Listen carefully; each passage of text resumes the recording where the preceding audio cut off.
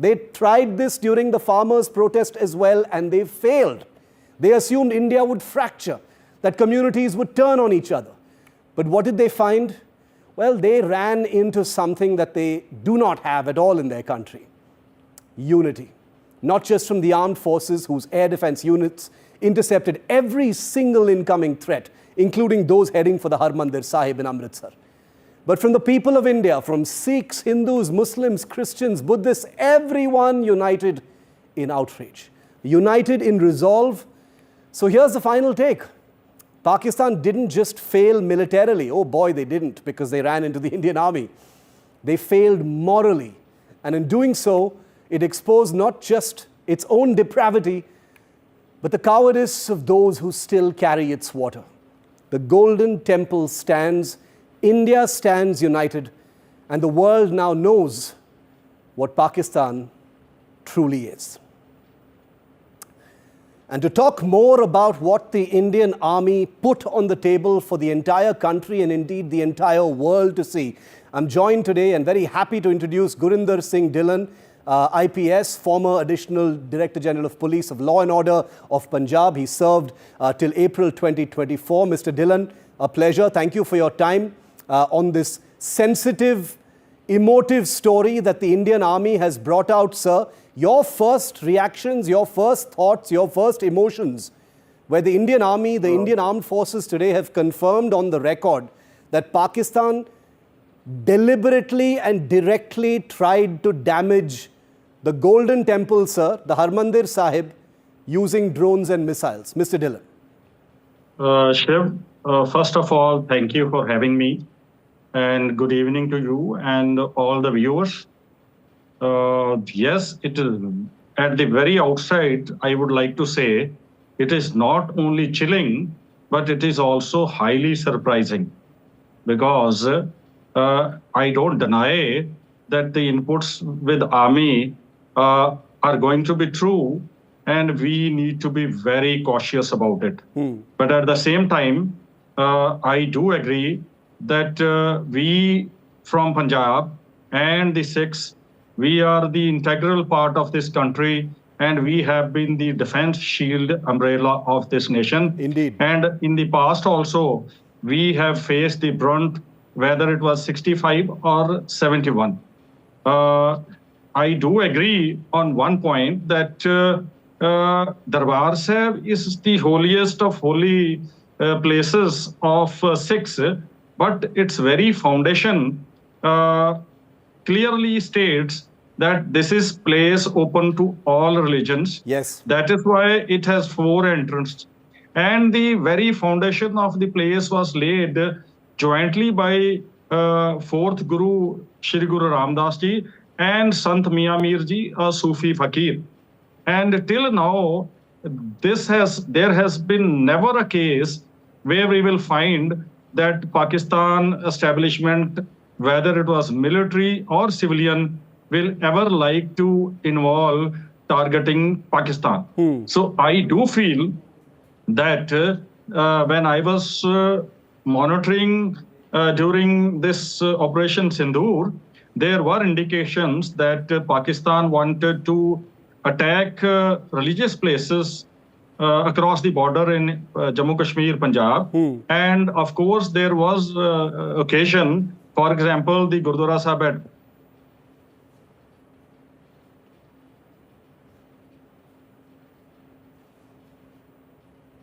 Okay, Mr. Dhillon, I think that line with Gurinder Dhillon has... okay, yeah, if you can hear me, continue, sir. Yes, Shiv, yes, I can hear you. We lost you for just 10 seconds. Audible? Just continue that thought, yes. Yeah. So therefore, this needs to be further looked into. And of course, we will have to build a security. Shiv, we have all seen that India's major development from 71 to this modern warfare was air defense mechanism and setup. Yeah. When I was talking to the border area people, at the start of the conflict, there used to be normal concerns, though it has always been that Punjabis, those living in Punjab, they have supported Indian armed forces at the border every time. Correct. But this time, after the action of air defense setup of the armed forces, I originally come from the border areas, of course, now not living in that area. But whenever I talk to them, they were very happy about the air defense setup, which Indian armed forces have set up now. And so many, about 999 aerial attacks were neutralized. Therefore, I am very happy that now Indian Army knows that religious places can be target, and including Darbar Sahib can be target.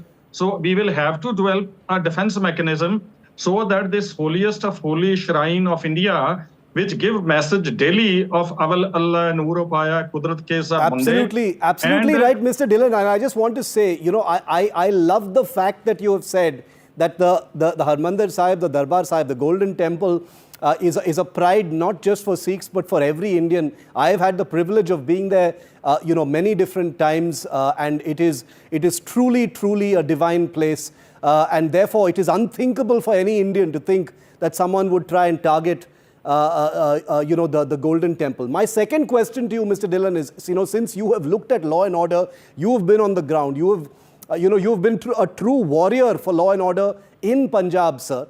And we know that these issues can be extremely sensitive.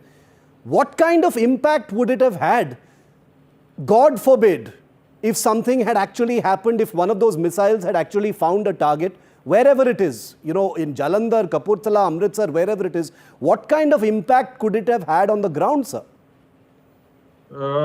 Shiv, see, I, not only as police officer, but having knowledge about the history. Yes. Darbar Sahib has been the center of targets in the times when India was not independent, more so at the time of Persian ruler and then Afghan rulers. But every time then Sikhs had given befitting reply. But now in democratic society, the total thing is changed. I feel that any such attack would have had a brutal reaction. And I remember when I study British India history, I do recollect that foreign powers did try to create, not only did, but they were successful in creating a communal divide. And the country was partitioned based on this communal divide. I am sure some crack elements in Pakistani military establishment, like, for example, the way they have been exposed, more so in the person like Asif Munir and Asif Malik, I would call them two AMs. They sound to be totally hobnobbing with the terrorist organizations, whether it is Lashkar-e-Taiba or other organizations. Therefore, you can't trust these two guys who are in guise of uniform sitting there. They can do anything beyond thought process of human civilization.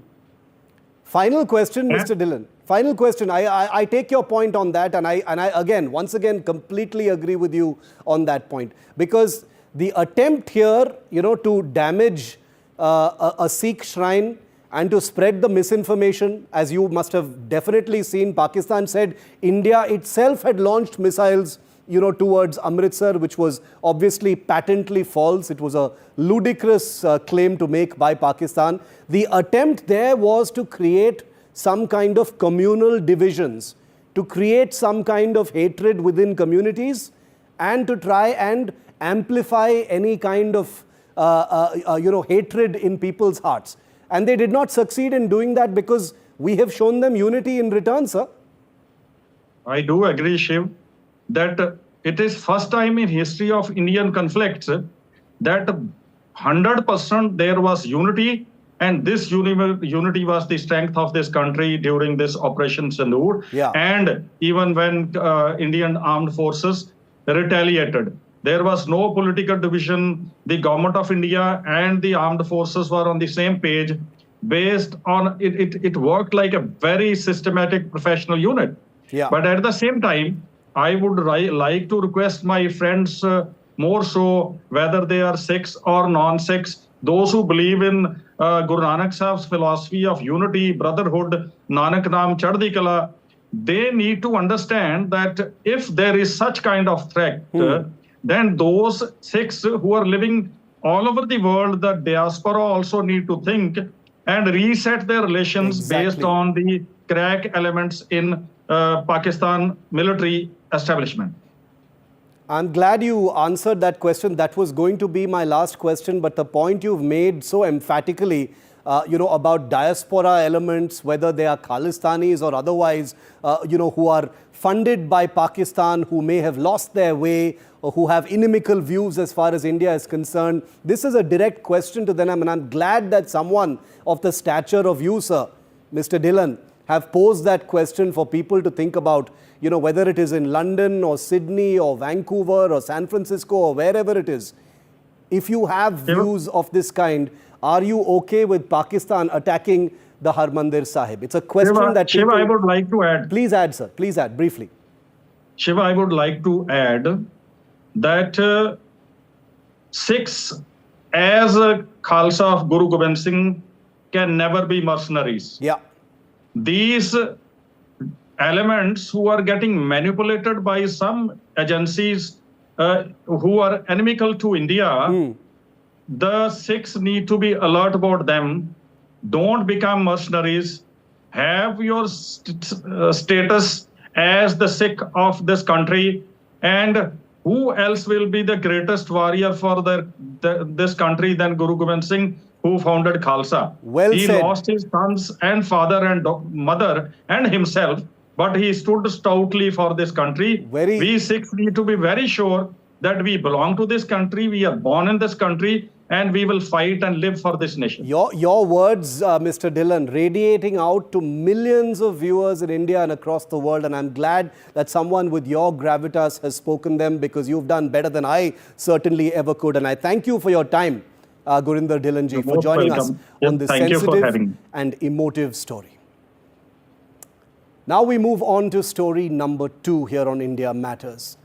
More than 10 people across 3 states, a travel vlogger, a student, a security guard, a businessman, all of them arrested in the last few days for allegedly spying for Pakistan. Can you believe it?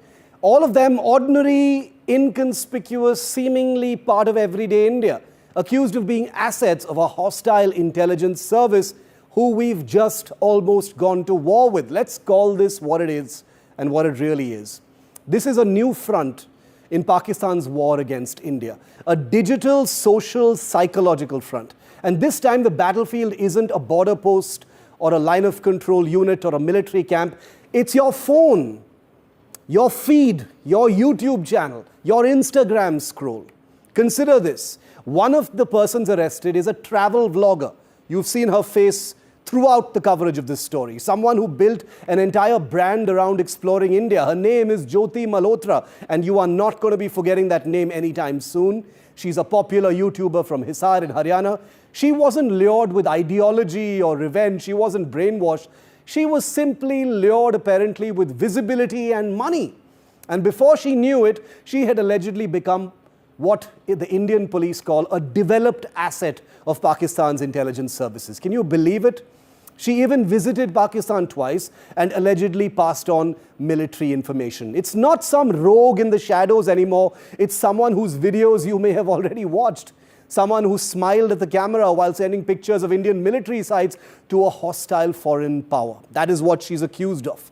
This is the new danger, the weaponization of India's influencer class. And we should be seriously worried, because what used to be a game of cloak and dagger, of honey traps and embassies, has now entered the domain of smartphones, apps, likes, shares, and individual desperation. Desperation for traction, desperation for views, desperation to stay relevant in an overcrowded attention economy. That's what enemy agencies are targeting now here in India. They know young content creators, many of them from smaller towns, are hungry for growth, for virality, and don't always understand the implications of what they're being asked to do. So they're baited, groomed, paid, and before long, they've crossed the line into espionage and spying. For a few thousand rupees, for a foreign trip, for a sense of importance, for attendance at a cocktail party in an embassy, India needs to wake up to this if it hasn't already, because here's the hard truth. We have a massive, borderless digital population and zero air gapping from hostile actors. What I mean by that is anyone in India can be contacted by Pakistan, China, or anyone else with a Telegram ID, WhatsApp number, or Instagram handle. No fences, no LOC, no checkpoints, just DMs. And the enemy knows this. How do you think they got in touch with Jyoti and the others?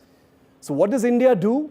Well, this can't be solved by border security or conventional counter-espionage alone. The government needs an entirely new doctrine, a doctrine of digital vigilance that includes monitoring suspicious influencer activity exponentially more, digital financial flows, unexplained travel, and most of all, massive awareness among India's content creators. They need to know that they are being watched, not just by fans, but by the enemy. Because if our influencers become unwitting or willing spies, then the war isn't at our games, viewer. It's already inside our homes. And to break this down for us, a reporter who's been at the front line of this entire story is Gurpreet Sinha. He's been looking at this. Gurpreet, a number of people from Haryana, some from UP. At last count, a dozen people had been arrested. You know, Jyoti Malhotra has become the face of this story because she was a very popular, Instagram influencer as well, Gurpreet. I have very briefly explained what the modus operandi was. Can you break it down and give us more details? How were these people hired by Pakistan? Well, we have seen in both the states, whether it's Punjab or Haryana, multiple people have been arrested by the police. If we can specifically talk about Jyoti Malhotra, we have seen she has visited multiple times to Pakistan, and in Pakistan she was being introduced by some of the intelligence operatives, and she used to give a huge information. What we have learned, the police had already seized all the electronic devices which she was having at that time, and what they have learned from the mobile phone, from the laptop, they have got a huge information which has been leaked. And this time this was not a honey trap, this time this was money trap. What we have learned, she was getting a lot of money from across the border from Pakistan side, and specifically these intelligence operatives, they have been sending huge money. She is not only traveled to Pakistan, but we have learned she has also traveled to China also, and a few days back before this Pahalgam attack which has been taken place in India, we have seen immediately she has also visited Jammu and Kashmir. So multiple level investigation have already been initiated by multiple agencies, and in Punjab also we have seen two youngsters have been nabbed by Punjab police who were telling that moment of our defense forces when this operation Synindhur was underway. So now the police was trying to probe all these angles to find out whether there is any spy network which is being run, and how they are running these nexus, and how they are transforming all the information to Pakistan agencies. And this is a nightmare scenario. Gurpreet, keep tracking that. Thanks for joining us with those details, because I've just returned after 3 weeks in Jammu and Kashmir. Military movements everywhere. There were influencers among the tourists as well. I cannot imagine what a hard job it's going to be to try and stop this weaponization of the digital economy. But on the other side of this break, from the digital battlefield to the international border and the line of control, where Vishnu Shom on the ground tells you that battle tanks were used in Operation Synindhur. Exclusive report on the other side.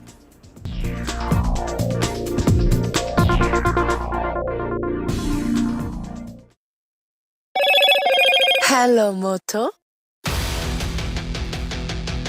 Motorola, India's leading AI smartphone brand.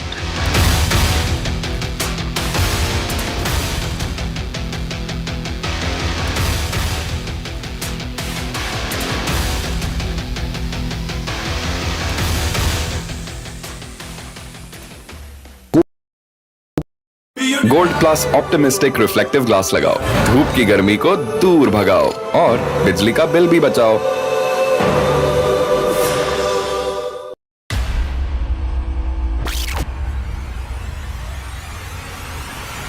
In the last 1 month, if you see, the share prices of Genzol Engineering has fallen more than 58%. Why are the rating firms calling the debt payments as default? We have two credible credit rating agencies on March 4th coming and downgrading the stock to D. Statements are consistently being proven wrong, and transactions are being taken place which are different from what they were originally pictured to be.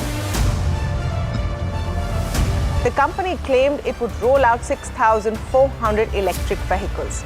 But what it has rolled out is a shocking scam. Funds meant for the project were funneled allegedly back to the promoters, the Junkie brothers. What did the money buy? Not EVs, of course, but a lavish flat in Gurgaon's luxurious DLF Carmelias.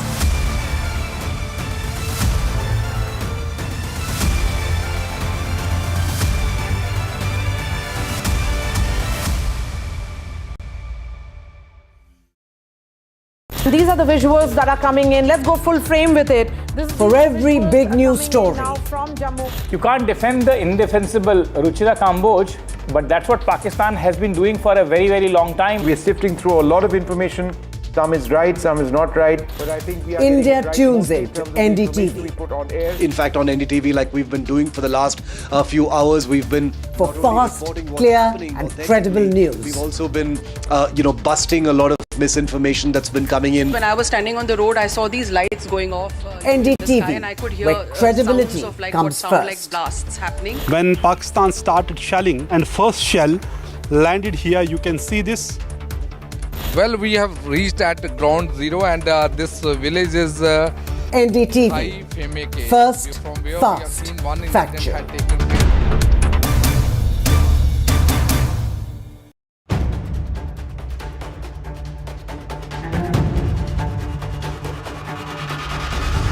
If it matters to you, if it matters to you, if it matters to you,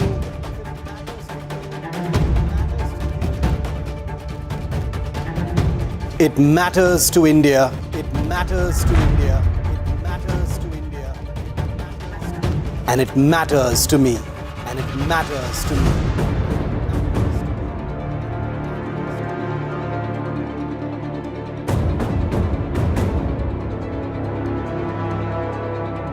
India Matters with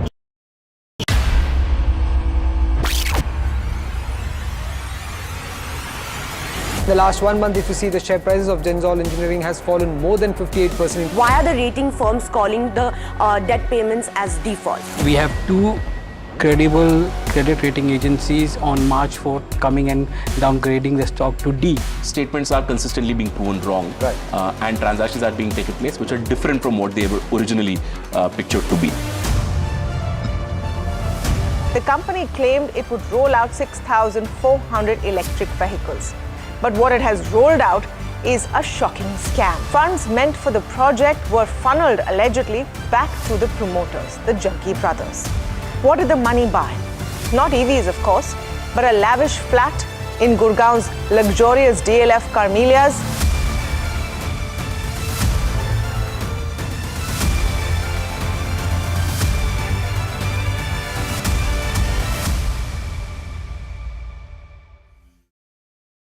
These are the visuals that are coming in. Let's go full frame with it. For every big news story. You can't defend the indefensible Ruchira Kamboj, but that's what Pakistan has been doing for a very, very long time. We are sifting through a lot of information.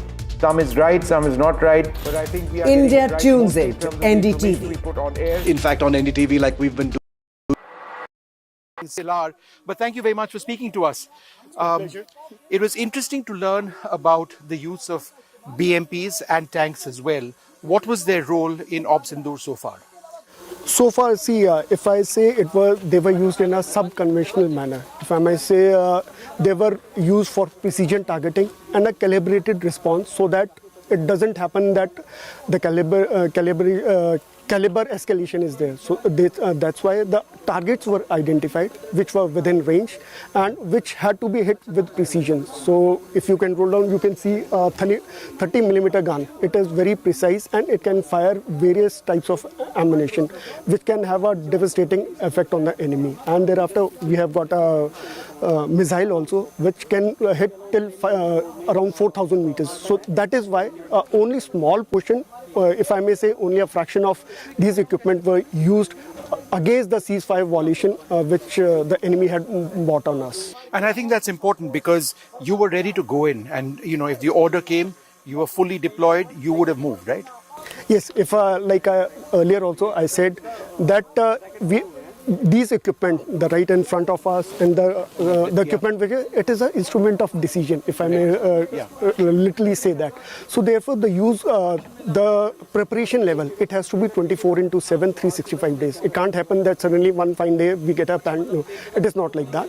We were always ready. The only option were the word to go and the target which we have to execute.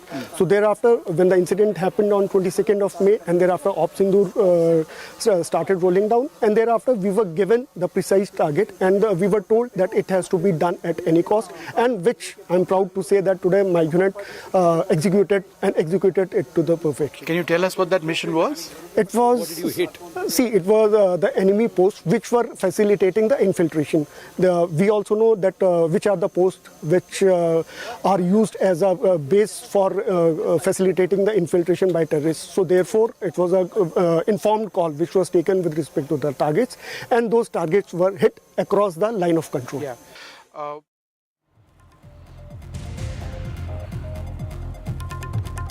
Hello everyone, this is The Last Word and I'm Maria Shakil. Doubling down on his attack on External Affairs Minister Dr. S. Jaishankar, senior Congress leader and leader of opposition in the Lok Sabha, Rahul Gandhi today reiterated his earlier claim that the centre informed Pakistan at the start of Operation Synindhur and said this wasn't a lapse but a crime, unquote. As expected, this drew a sharp response from the government and the BJP, which called it an utter misrepresentation of facts. The BJP has said that Rahul Gandhi is misrepresenting minister's remarks, saying it reeks of malified intent. BJP has also questioned the timing of this charge. First up the story, and then I bring in the guests.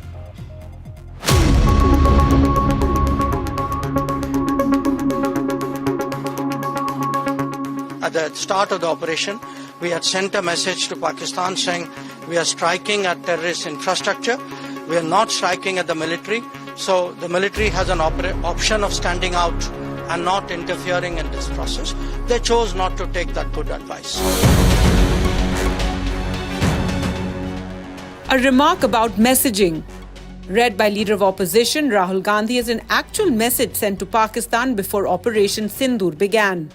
Rahul Gandhi has accused External Affairs Minister of committing what he terms a crime, informing Pakistan at the start of India's attack, resulting in the loss of an Indian aircraft. Rahul Gandhi reiterated the question, how many fighters has India lost?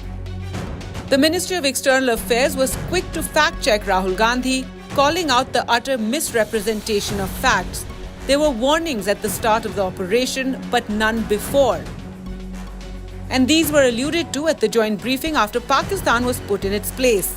Air Marshal Bharti even took a question on fighters lost at one of the briefings. Here's what he had to say. So can you give a number of assets we lost? Because there's been a lot of speculation going on. International media writing a lot of things about our platforms, including Rafale. The details, what could have been, how many numbers, which platform did we lose? At this time, I would not like to comment on that because we are still in a combat situation. And if I comment on anything, it will only be advantage adversary. So we don't want to give him any advantage at this stage.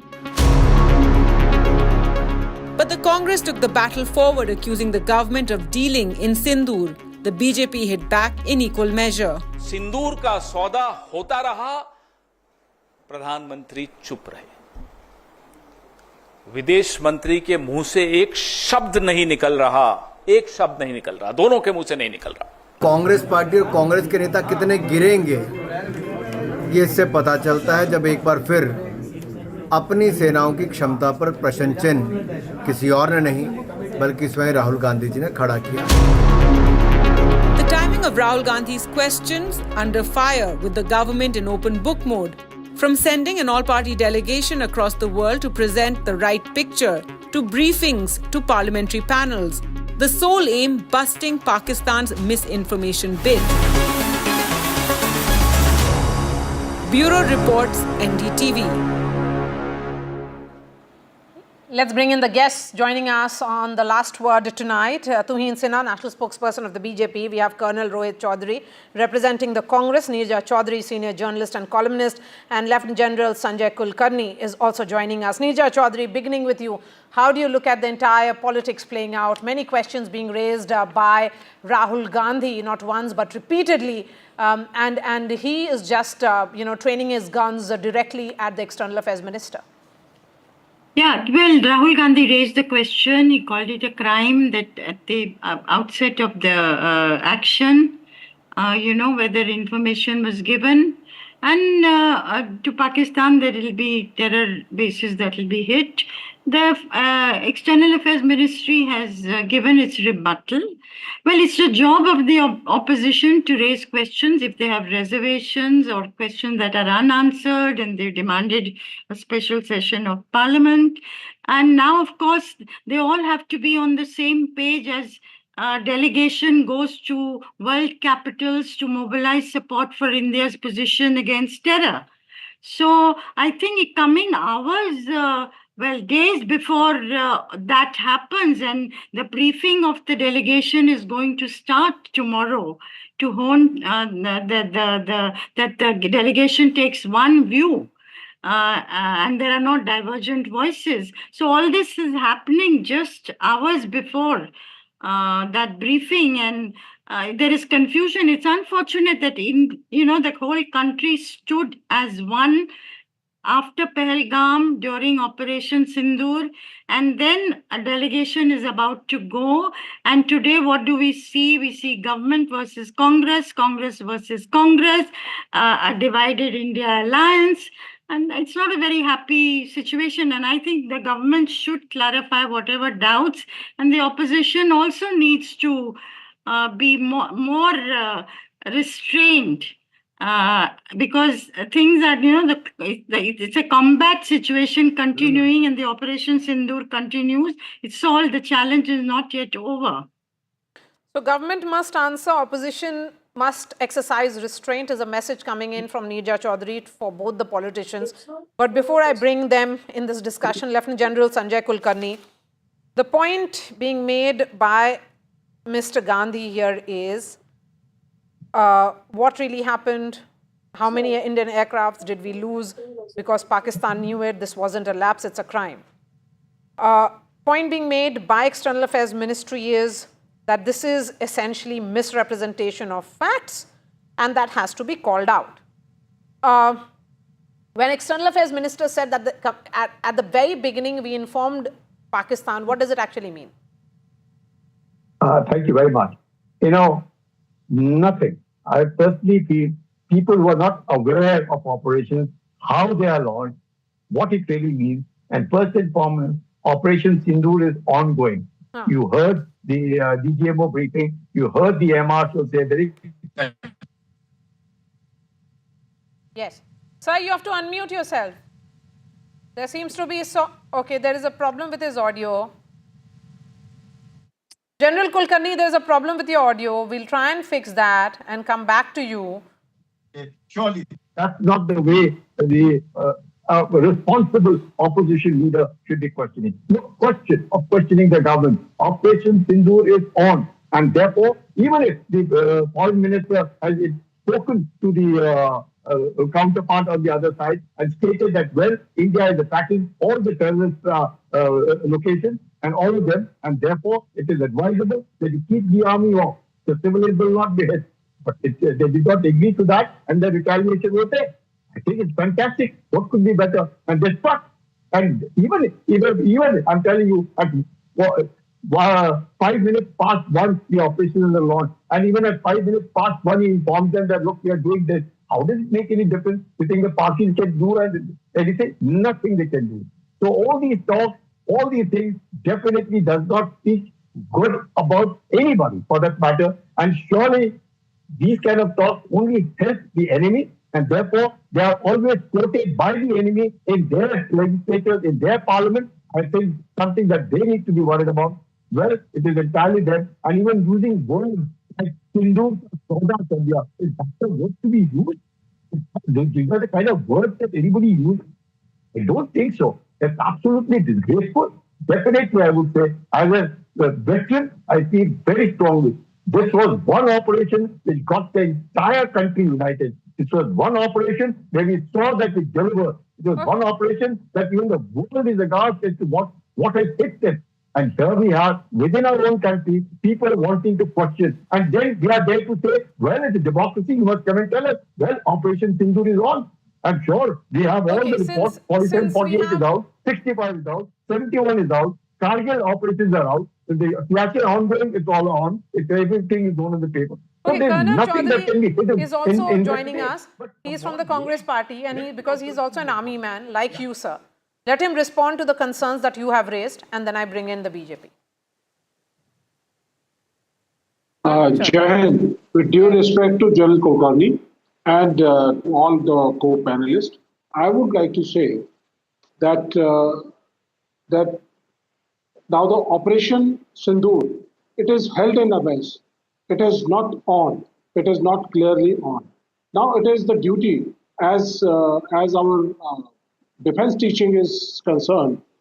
We must take lessons from the whatever has happened in last 15-20 days, from the operations, from the military objectives, from the political objectives, and looking into the security, intelligence, and operational failure, which led to this two nuclear nations almost coming close to the war. Now, there are few important aspects which need to be seen. First, now since the operations are almost over as of now, or they are postponed, and I don't know for how long they've been postponed, but at this point in time, we must ask that what have we got, what have we lost? This is important to know. Now it is important also that the External Affairs Minister comes on air and he says that at the start of the operations, we informed Pakistani counterparts that we are launching attacks. Who does it? Who does it? Surprise, shock action, secrecy. It is important for any key of for the success of any kind of operations. How can you go into war that when our forces, our troops are now handling our targets? They are seeing eye to eye with the enemy on the LOC, and at our back, our External Affairs Minister and our diplomacy and our government, it talks to the counterparts, their political counterparts, and tell them that look, we are ready and we are combating and they are coming and destroying your targets. You are forewarning them. You have allowed them to open up their radars. You have allowed them since you have called it a forewarning, is it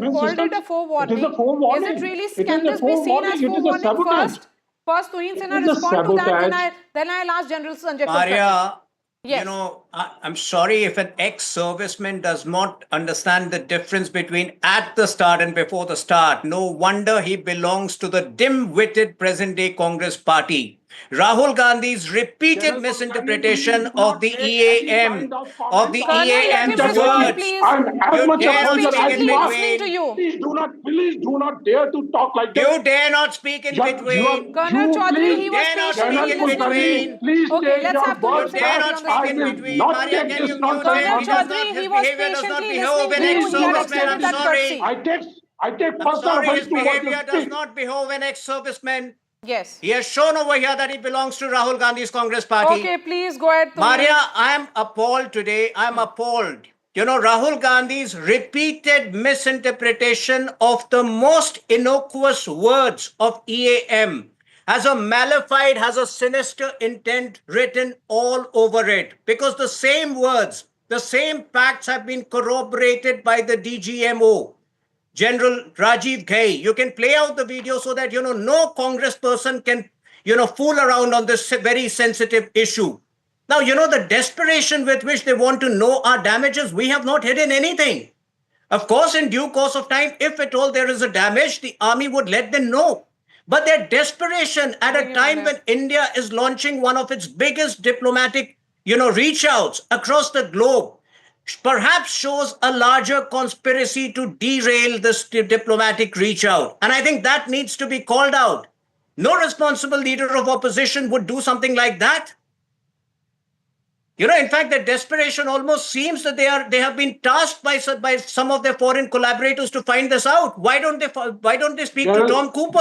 Why don't they speak to John Spencer? They will get the answers. Have they not heard Tom Cooper and John Spencer, two of the greatest warfare, two of the most credible warfare experts? They will get their answers. Chaudhary, please listen to him before I bring you in.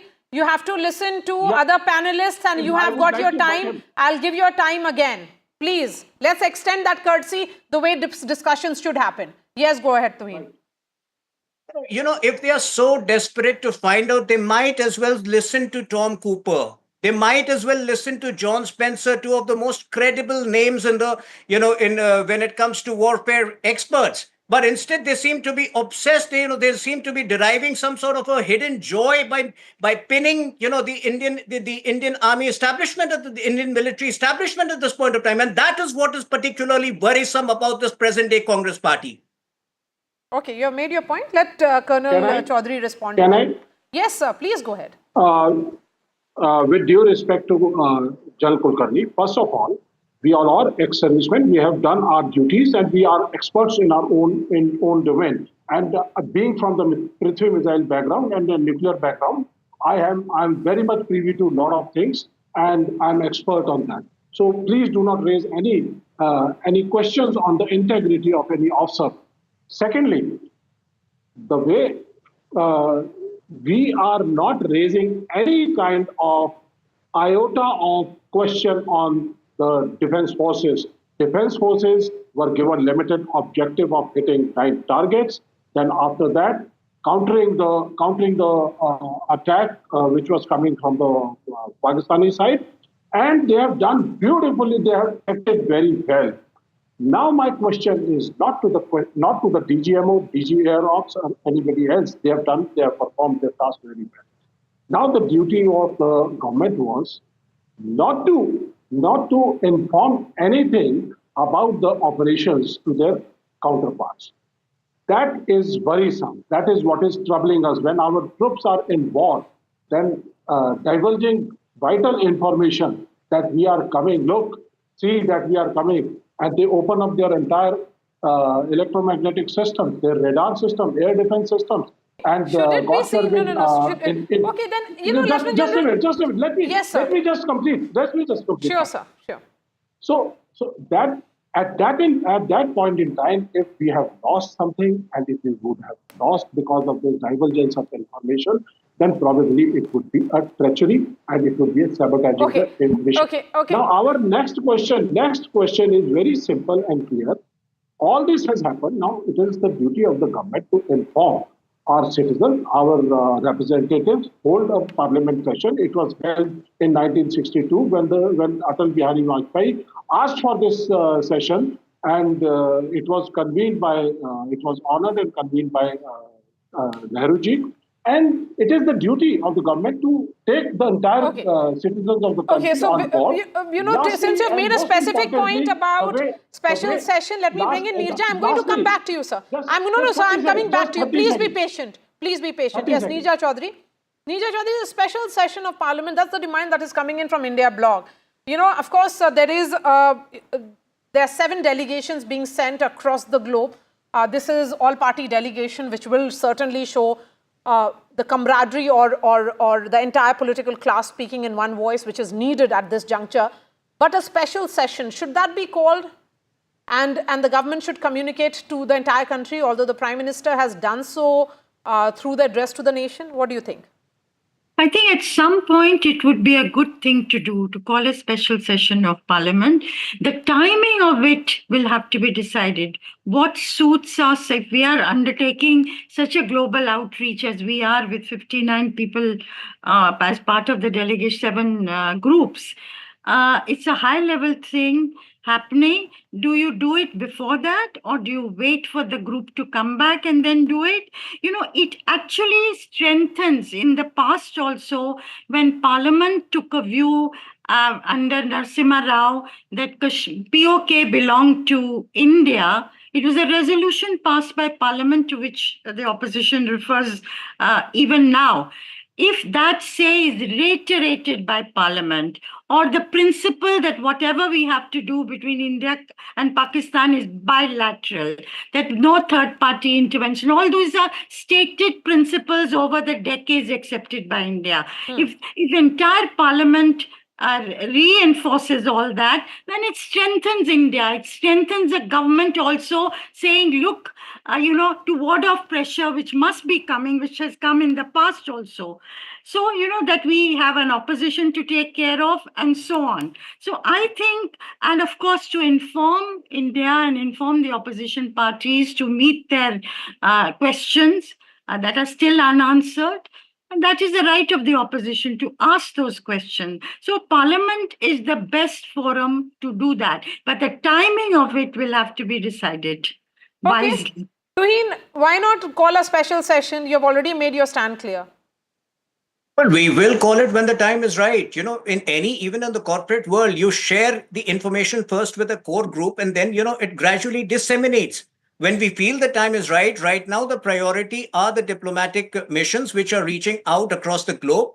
And we are all aware, they have a task at hand. For the next 3 weeks, they will be occupied at it. At the end of it, surely we will consider and, get a parliament session. Have we not called all party meets? We have called twice over. We have called all party meets. The leader of opposition is being kept, in the loop on almost everything.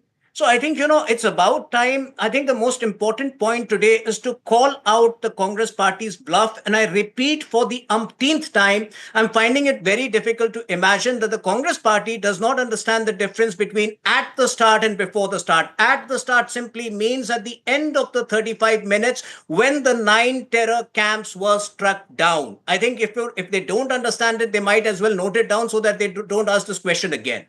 So at the start and before the start is the distinction being made here, General Kulkarni. Was the statement of the External Affairs Minister a forewarning, as the Congress is alleging? No, definitely not. Maria, come on. Nobody will ever compromise, and not the Foreign Minister. Definitely not him. Nobody will. He will definitely inform when the operations are even about to start, termination of the operation, that look, we've struck your terror target and that is it. For us, it's all over. Now if you retaliate, then of course the retaliation will be very hard. And we want your military to lay off. We want everybody to lay off. We have struck your terrorist target. That's it. I don't think there should be nothing more can be attributed to it. And it's very normal. Why did the DGMO speak to our DGMO? It's primarily because he found it extremely difficult to take the operation beyond a certain threshold. So he obviously came online and wanted to speak to the DGMO power. Come on, stop it. Enough is enough. I think let's stop now. So that is how it is. Because he's been hit very hard, and at a time when it's one of the finest hours of operation, where else can you find such an operation? 9 terrorists launched the target, hit their location, hit extremely hard. You have there Masood Azhar crying, why did I not die? You have the whole family lined up. Here you have Pakistan, the coffins being wrapped up in their national flag. You have a Lieutenant General standing there for the funeral. What does that show?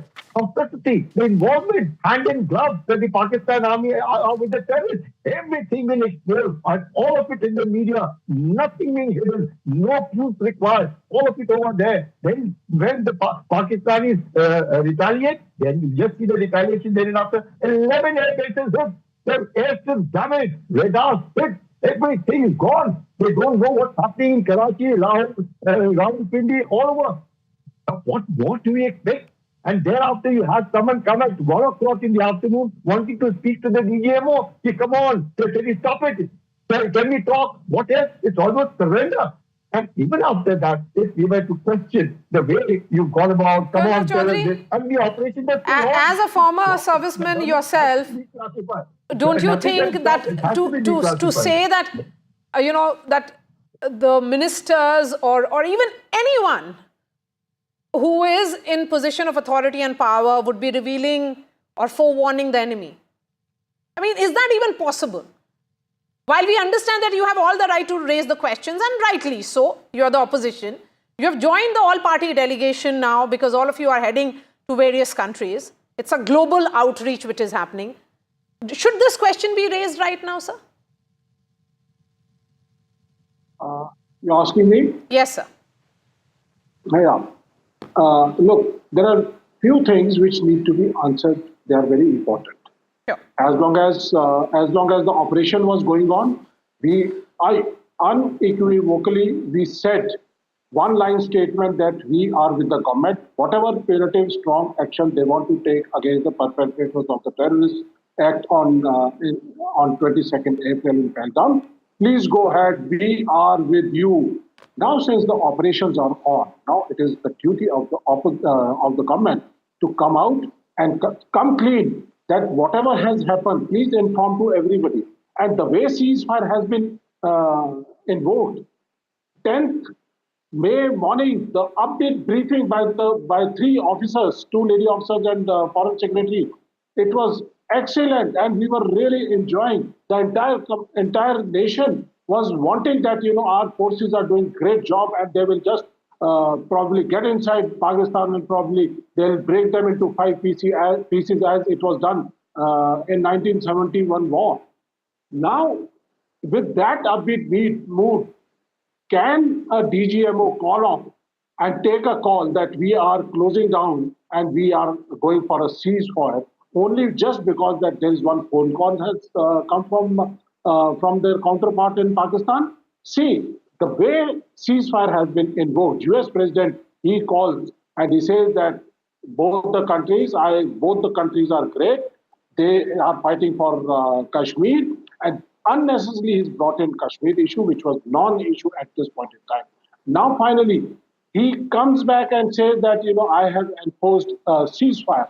The third party from 10,000 kilometers sitting away from third country, he says that, the ceasefire has been enforced between the two great nations, two great prime ministers.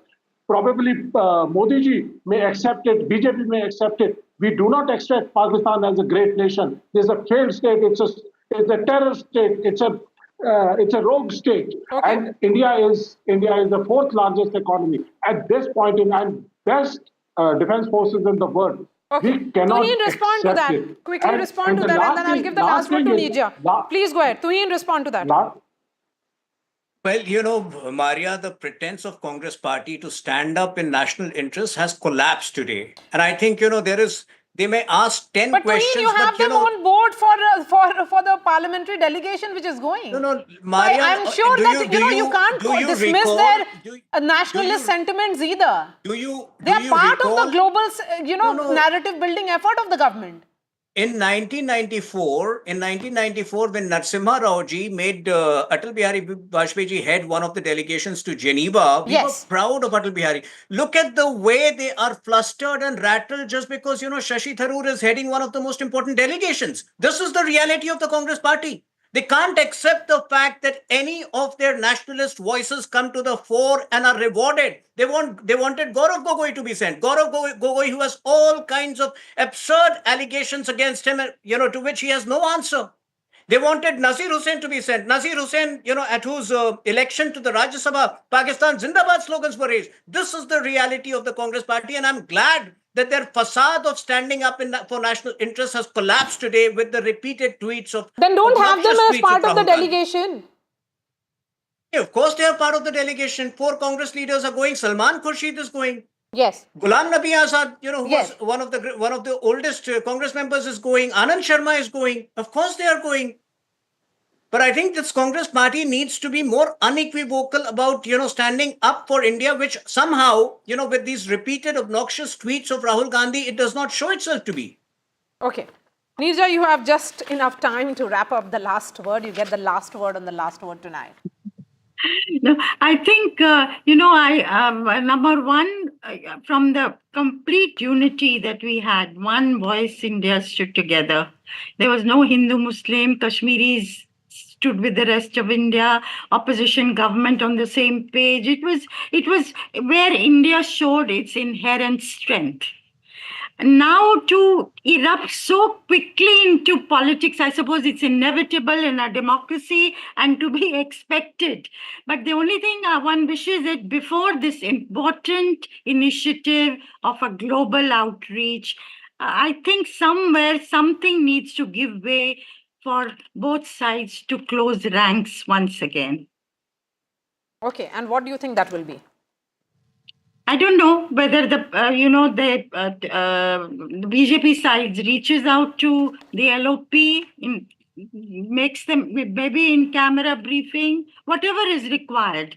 And I cannot believe also that the foreign minister of India is going to alert Pakistan after all that had happened. Yes, absolutely. I mean, it's unthinkable. Just as I find it very painful also that senior leaders of the Congress who, 4 leaders were named and the BJP has accepted 1, Anand Sharma, the 3, Gaurav Gogoi included. He's the deputy leader of the Congress party in the Lok Sabha, and you to say he's pro-Pakistani and, question their loyalty to India, I think this is simply not on. You can have your way, you can have what you have to say, both sides. Yes, but don't dismiss them as Pakistanis, just as it is wrong to say that External Affairs Minister would have forewarned Pakistan. It is wrong to also say that Rahul Gandhi is having some kind of alignment with Pakistan. Thank you so much for joining us. That's the right way to sum it up. As always, Neeja Chaudhary, pleasure having you on my shows. Colonel Rohit Chaudhary, Tuin Sinha, and Lieutenant General Sanjay Kulkarni. That's all from me on this edition of The Last Word. I'll be joining you in just a bit. So stay tuned on NDTV. Stay with us. Thanks.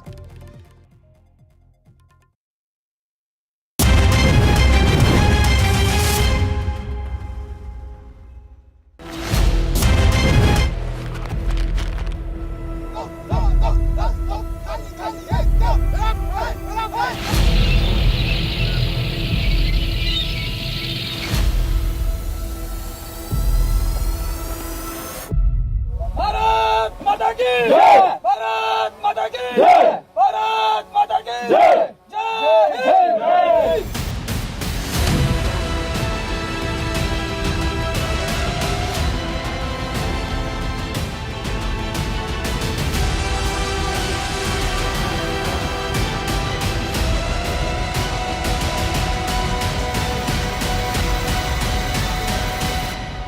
Hello and welcome to a very special episode of Left, Right and Centre. I'm Vishnu Shom. I'm in the broader Aknoor area. I can't tell you where exactly I am. That's classified. I'm on an Indian Army T-72 tank. And what we can tell you in this very special program is that tanks like this and also BMP-2s, which are armoured personnel carriers, infantry combat vehicles, were used in Operation Synindhur as well. These were used and brought right up to the line of control, and they took out terrorist incursion routes. They fired their main guns, they fired a host of weaponry. We've heard about the role of the Air Force, we've heard about fighter jets, we've heard about our infantry soldiers, Army Air Defense, the Air Force's Air Defense, all sorts of missiles being fired. But did you know that tanks also had a role during Op Synindhur?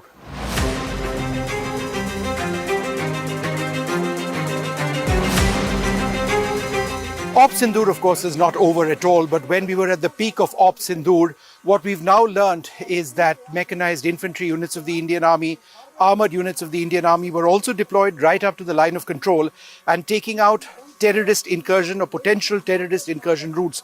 Joining us now, a colonel of the army who was involved in these operations. We can't name him right now, and that gives you an idea of how tense things still are. But thank you very much for speaking to us.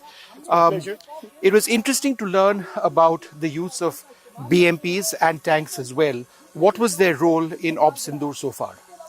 So far, see, if I say they were used in a sub-conventional manner. If I may say, they were used for precision targeting and a calibrated response so that it doesn't happen that the caliber escalation is there. So that's why the targets were identified, which were within range and which had to be hit with precision. So if you can roll down, you can see a 30 millimeter gun. It is very precise and it can fire various types of ammunition, which can have a devastating effect on the enemy. And thereafter, we have got a missile also, which can hit till around 4,000 meters. So that is why only small portion, if I may say, only a fraction of these equipment were used against the ceasefire violation which the enemy had brought on us. And I think that's important because you were ready to go in, and if the order came, you were fully deployed, you would have moved, right?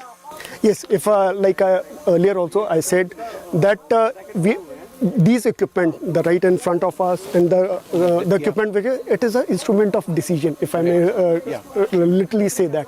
So therefore, the preparation level, it has to be 24/7, 365 days. It can't happen that suddenly one fine day we get a plan. No, it is not like that. We were always ready. The only option were the word to go and the target which we have to execute. So thereafter, when the incident happened on 22nd of May, and thereafter Synindhur started rolling down, and thereafter we were given the precise target, and we were told that it has to be done at any cost, and which I'm proud to say that today my unit executed it to the perfection. Can you tell us what that mission was? It was, what did you hit? See, it was the enemy posts which were facilitating the infiltration. We also know that which are the posts which are used as a base for facilitating the infiltration by terrorists. So therefore, it was an informed call which was taken with respect to the targets, and those targets were hit across the line of control. Bringing up the morale of your soldiers, not that their morale is down, but keeping them informed at a time like this, telling them that everything that they've trained for, it's now the real thing. What was that experience for you as a colonel, somebody leading men in your unit, and how did the men respond? The men and women. We've got women doctors over here, for example. See, if I may, I won't be lying that a certain sense of that a little hitch is there, that we are humans. But the only thing which got us back into our foray was the amount of preparation which we had done, the amount of equipment and the amount of new generation equipment which we have. Like I already said that the training, it is 24/7 and it is continuous. So that confidence on the equipment, confidence on your buddy, that who is going with me, and of course the directions which are passed from the higher headquarters, like you only said, the flow of info was seamless. It was vertically also, horizontally also, and everybody, at least till my level, I had full picture of the things what is happening around. So what was need to on, it was passed down on need to know basis, and everybody knew that for what they are going. It was not like they were, and of course our officers and our JSOs, they were leading from the front. So there was no doubt with respect to the morale or with respect to the confidence on the equipment. All right. When the Indian Army goes in for operations, particularly something as big as Synindhur, you have to be ready for casualties, you have to be ready for damage. And doctors in the Indian Army have a huge role. I'm joined by a captain in the Indian Army. She's a doctor as well. Thank you very much for being with us. Could you tell us what we are standing in front of? This looks like an ambulance, right? Yeah. So the vehicle which you can see right behind me is the armored ambulance tracked vehicle. So this is an ambulance on a fully tracked combat vehicle. So the greatest advantage of this ambulance over the other conventional ambulances is that it is highly armored protected, and since it is fully tracked, it enables its mobility in difficult terrains, as you can see, and also under enemy fire without any compromise in the emergency medical care being given and in the efficient evacuation of the battlefield casualties to the higher centers. And the facilities in these ambulances include all the life-saving equipments and the resuscitative equipments which are necessary, and the carrying capacity is also pretty good with 4 lying patients and around 8 sitting patients. Sure. In the end, I would just like to say that depending upon the operational tasks, we are always ready to move to save every life of the soldier and not leave any man behind. Captain, could you tell us about your training when it comes to scenarios like this, where you'd be dealing with shrapnel injuries, bullet wounds, mine injuries, etc., etc. This needs, instant assistance, and that golden hour, they say, is critical. What is the golden hour in layman's terms?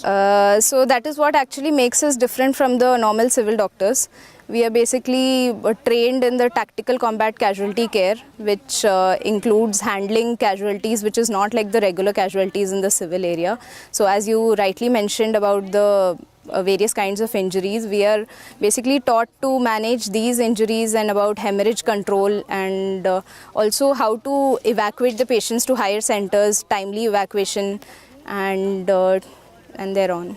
But doctor, I must ask you one question. In as much as your job is to save lives and to protect our soldiers, you operate a gun if it's necessary, right? You carry one with you at all stages as you go in with these formations, right? Yes, again, that is one more difference which makes us stand apart from the civil doctors, is that if need be, we'd be ready to fire. Yeah. And Captain, one final question. Why did you want to be a doctor in the armed forces as opposed to, let's say, being a civilian doctor? Did you always want to be in uniform? Yeah, uniform is one of the major factors, and apart from that, army and armed forces just gives you a hell lot of experiences, and it teaches you a lot in your life, and that's why I'm over here. Was it tense, stressful over the last few? Did you catch any sleep? Yeah, it was difficult, but then I was ready for this and I signed up for this, so I had to be there.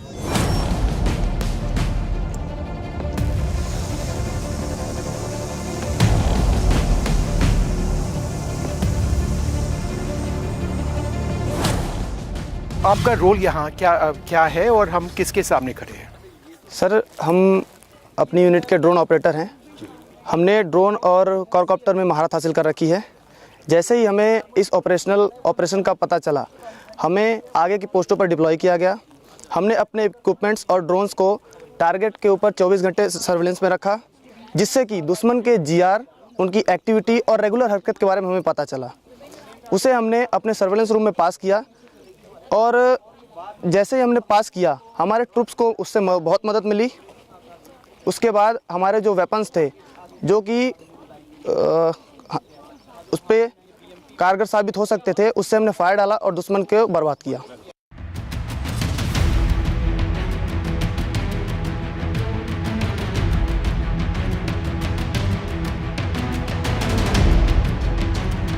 The role of air defense in the Indian Army was absolutely critical at a time when hundreds of drones came into India, all the way from Siachen to the Gujarat area. Hundreds of these drones on consecutive days were intercepted, some of them returned, but the role of the Indian Army in this has been absolutely critical. We are very much in a forward location in Jammu and Kashmir, in the Akhnur area, and we are joined by a colonel of Army Air Defence. Thank you, sir, very much for being with us. I'm not allowed to name you, and we won't, because there are concerns.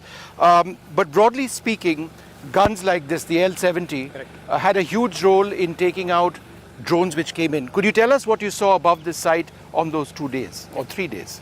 So actually, see, we are air defense warriors. We are always ready and prepared for any kind of misadventure by the enemy. So during Op Synindhur, we were already ready, that we were expecting something to happen. There were many failed attempts made by the enemy, lot of drone swarm attacks which they were attempting, which they failed miserably. There were plethora of drones which were seen in these skies here only. Waves after waves they were coming in. We were able to get them down all the way. They were all neutralized, effectively engaged by these guns, and they failed miserably in their operation. There was no loss of any kind of equipment or damage to equipment or persons. Yeah, and this is an L-70 gun. Correct. It's been with the Indian Army. Let's walk a little bit towards it. It's been with the Indian Army for a long period of time, but it's been upgraded as well. Yeah. So as I understand it, you're able to see targets out at night. Crews like this would be on hair trigger alert, right? Correct. Yeah. Could you tell us about what it was like on that particular night or any of those nights when you realized that there was incoming drones or missiles or whatever? So as I told you, there were waves of drones coming in, and these guns which you see are very effective. These are very accurate, they have a very high rate of fire, and these guns can track in day as well as in night. Right. And the radars which operate these are also very effective, so we could see the drones, we could track them, and we could have them very effectively with these guns. Yeah. These guns have actually proved themselves their mettle from 7th War. Yeah. So these guns are very effective. And it's not just drones. There would have been missiles which would have also come. They were certainly flying over this area. And so when it comes to air defense, it's holistic. You look at the entire range of threats, right? Yeah. So basically what happens is our Army Air Defense, we have a very high level of integration with the Air Force. So with the new system coming in, something like Akash Tir. Yes, that was about So Akash Tir is something, it's a state-of-art equipment. It's very modern, very potent. So what we do is we get a radar feed of all these radars in Akash Tir, and it is integrated. And the operator at the weapon end, he gets to see all the aerial threats which are roaming around. So he can effectively engage them. The target detection, integration, prioritization, as well as the weapon allotment is done automatically there. So it has been very potent and very effective. So we could engage all the drones, aerial targets, we could fire them and we could have engaged. And you've got many systems. This is one gun, but it's sort of guided potentially by radars. You're talking about Akash Tir, which is a node, right? Which brings together all of your army sensors. It feeds into the larger IACCS, which is an Air Force controlled or multi-service controlled sort of system. Tell us a little bit about the training which goes into all of this. I understand the role of these gunners, but beyond that, to coordinate everything must be a huge effort. Firstly, regarding Akash Tir, you said, see, these are nodes, yes, and these nodes are at troop level. It's not that it's a very high level. In a unit, in a troop level, it is there. So at weapon end, we are getting that kind of information, which our operator is getting. And from that operator, we are getting to the radars. And we can track them and down them. This integration is also these, what you're talking about, the training of these men. You know, we get them trained all year long. This operation, though it is good, our morale was high then also, during operation also, and now also, because of our training. The men are trained very hard.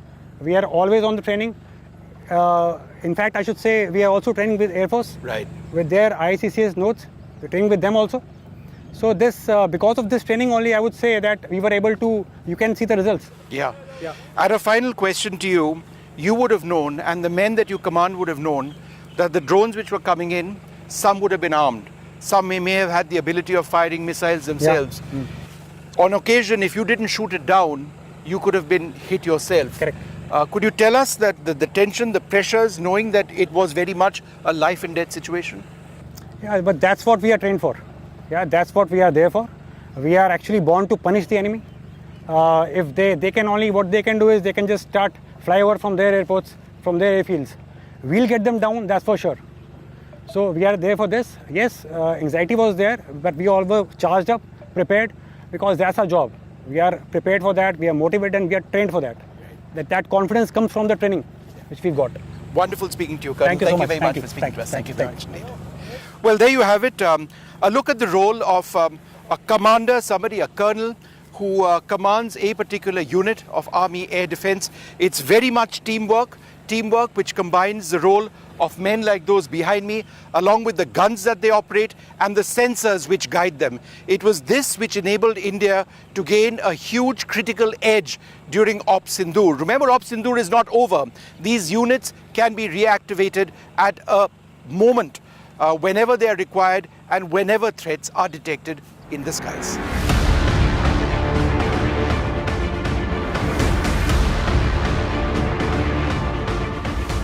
सौ से ज़्यादा drone शायद इसी इलाके में down किए गए थे और 2 या 3 दिन में सियाचिन ग्लेशियर से भुज तक गुजरात में शायद हर रोज़ 400 तक ड्रोन्स पाकिस्तान से आए थे। हमारे साथ एक सेक्शन लीडर है इंडियन आर्मी के जो एयर डिफेंस यूनिट में इस बार फ़िलहाल डिप्लॉयड है। नमस्कार जी, आप ये बताइए आपके पीछे ये यूनिट क्या है? ये रेडार ट्रैकिंग यूनिट है, क्या है? मेरे ठीक पीछे जो आप ये इक्विपमेंट देख रहे हैं ये एक फायर कंट्रोल रडार है जी। फायर कंट्रोल रडार बेसिकली अपने एयर डिफेंस वेपन सिस्टम को कंट्रोल करता है और इस रडार के द्वारा टारगेट को सर्च और ट्रैक किया जाता है।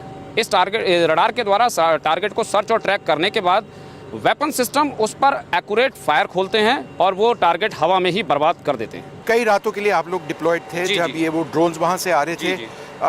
उसके बारे में आप बताएंगे, क्योंकि उनके भी हंटर किलर ड्रोन्स शायद जी, आए थे, और हमारा अगर आप लोग मिस करते तो कुछ भी हो सकता था। जी आप मैंने अभी आपको फायर कंट्रोल रडार के बारे में बताया। मेरे ठीक पीछे अगर आप देखेंगे तो एक अर्ली वार्निंग रडार भी कंटिन्यू 24 आवर्स सर्च में रहता और है। आप इसके बारे में यस, ये मेरे ठीक पीछे है जी।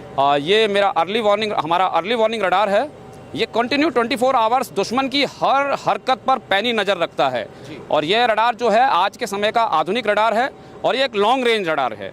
ये दुश्मन के किसी भी एयर एक्टिविटी, चाहे वो ड्रोन की हो, चाहे वो यूएवी की हो, चाहे वो एयरक्राफ्ट की हो, उसका एक्यूरेट डाटा हमें पल पल देता रहता है।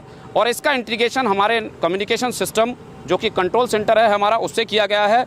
और जहां पर ये डाटा एनालिसिस होने के बाद में 24 आवर्स यहां पर जो ऑपरेटर मौजूद रहते हैं उनके पास आता है और वो ऑपरेटर्स उसी डायरेक्शन में सर्च करके हमारे वेपन सिस्टम के द्वारा उसको बर्बाद करते हैं। आप ये बताइए, वो 2 या 3 रात जब उनके ड्रोन्स आ रहे थे, जी वो रात को आ रहे थे, आपको ये सब सिस्टम में दिखाई दे रहा था, रेडार पे दिखाई दे रहा था कि इनकमिंग टारगेट्स, इनकमिंग थ्रेट्स है, पर आपको शायद सुनाई भी दे रहा था। आप वो माहौल बताएंगे, मतलब हो क्या रहा था यहाँ जब आपने एंगेज किया? यहाँ पर माहौल में हमें सिर्फ 2 ही ऑर्डर से कि टारगेट कमिंग, और उस टारगेट कमिंग में हमारा जो जितने भी ऑपरेटर्स थे उनका मेन काम था उनको इंगेज करके उनका डाटा जो है वेपन सिस्टम पर पहुँचाना और उन पर फायर खोलना। और जब आप लोगों ने कई ड्रोन्स को शूट डाउन किया, जी आपके यूनिट में कैसे मतलब हौसला बढ़ा? हमारे पूरी यूनिट का मनोबल हमारी ट्रेनिंग से ही बनता है और ट्रेनिंग हमारी इतना उम्दा क्लास की थी कि हमें उन ड्रोन्स कम संख्या में आए चाहे ज़्यादा संख्या में आए, हमें कोई फ़र्क नहीं, हम आने पर भी उन्हें आगे भी बर्बाद करते रहेंगे। और आप ये सब जो कर रहे थे ये ट्रेनिंग के लिए हो सकता है, और आप पूरा साल ट्रेनिंग पे लगे रहते हैं, और ट्रेनिंग और टीम वर्क, मेरे ख्याल से टीम वर्क एंड ट्रेनिंग दोनों। तो इन दोनों मतलब अहम रोल्स के बारे में बताइए, क्योंकि अगर आप ट्रेन नहीं करते, टेक्नोलॉजी पे एक एक्सपर्टीज नहीं होता, फिर मुश्किल हो जाता। जी इसमें एक हमारी सेना में कहावत है कि पीस टाइम में बहाया गया पसीना आपका युद्ध के समय में खून बचाता है। तो इसका एक सफल उदाहरण हमने इस ऑपरेशन सिंदूर के दौरान में देखा कि जो ट्रेनिंग हमने पीस टाइम में की थी, ऑन ग्राउंड जो संघर्ष हुआ हमारा दुश्मनों से, उसके दौरान हमने उस ट्रेनिंग का जो फल था वो प्राप्त किया।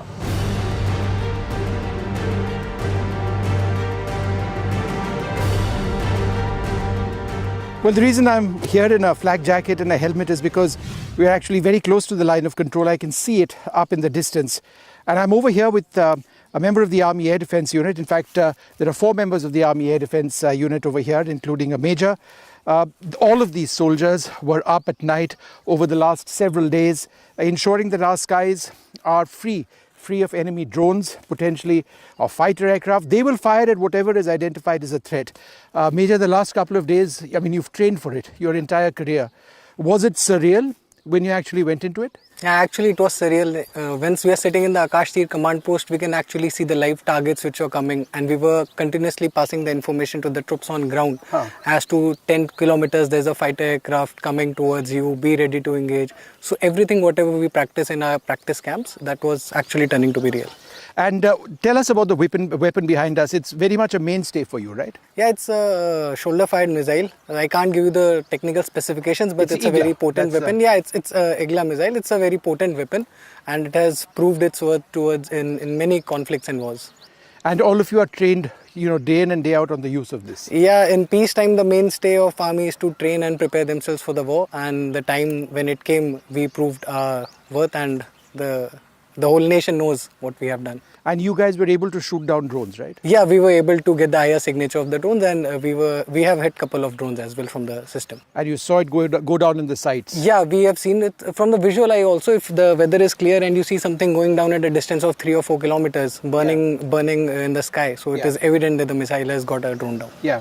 And what was the josh like when it all happened? You can ask these guys who are sitting on the ground. साहब बताएंगे आप जोश कैसे था? High sir. हाँ, एकदम बिल्कुल हाई सर। और आप बताएंगे? बहुत हाई सर। हाँ, और आप लोगों का ट्रेनिंग काफ़ी बढ़िया रहा होगा कई सालों के लिए, तो जब फाइनली एक सिचुएशन बना तो कैसे लगा आपको? बहुत एक्साइटिंग था, बहुत चैलेंजिंग था, और जब एक्चुअली एनिमी लाइन से कुछ उड़ता हुआ आया, ड्रोन था या फिर हेप्टर था, जो भी था, हमने उसे शूट डाउन किया और इफेक्टिवली इंगेज किया। Thank you, Sam. Thank you, Major. Thank you very much for speaking to us. Thank you very much indeed. Same.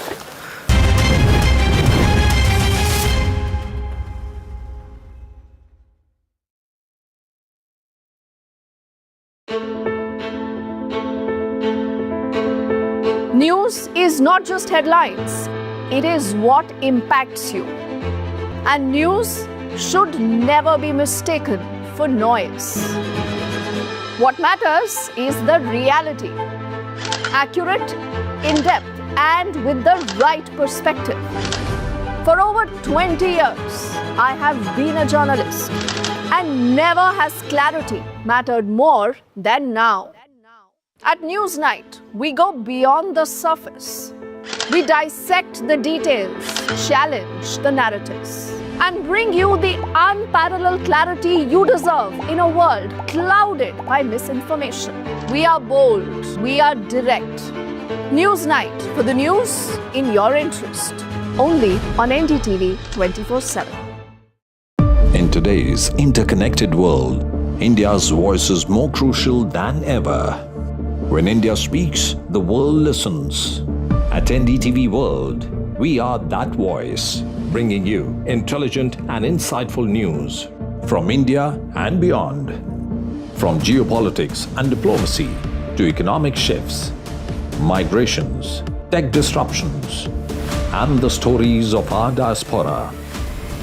We cover the news that shapes our global future. NDTV World, your new home for global news, is here.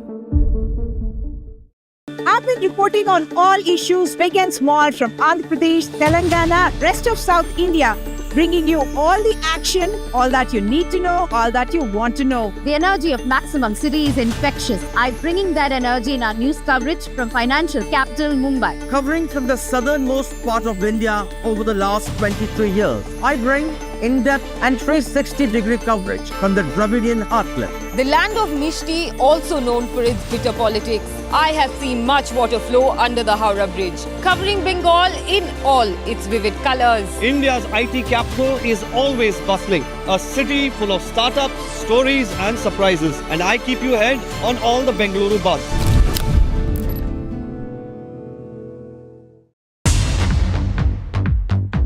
More news that matters. Big exclusive. Tulsi Gabbard gunned down by Pakistan-backed cowards. When you interact with people on ground, you're able to reflect their sentiments much better.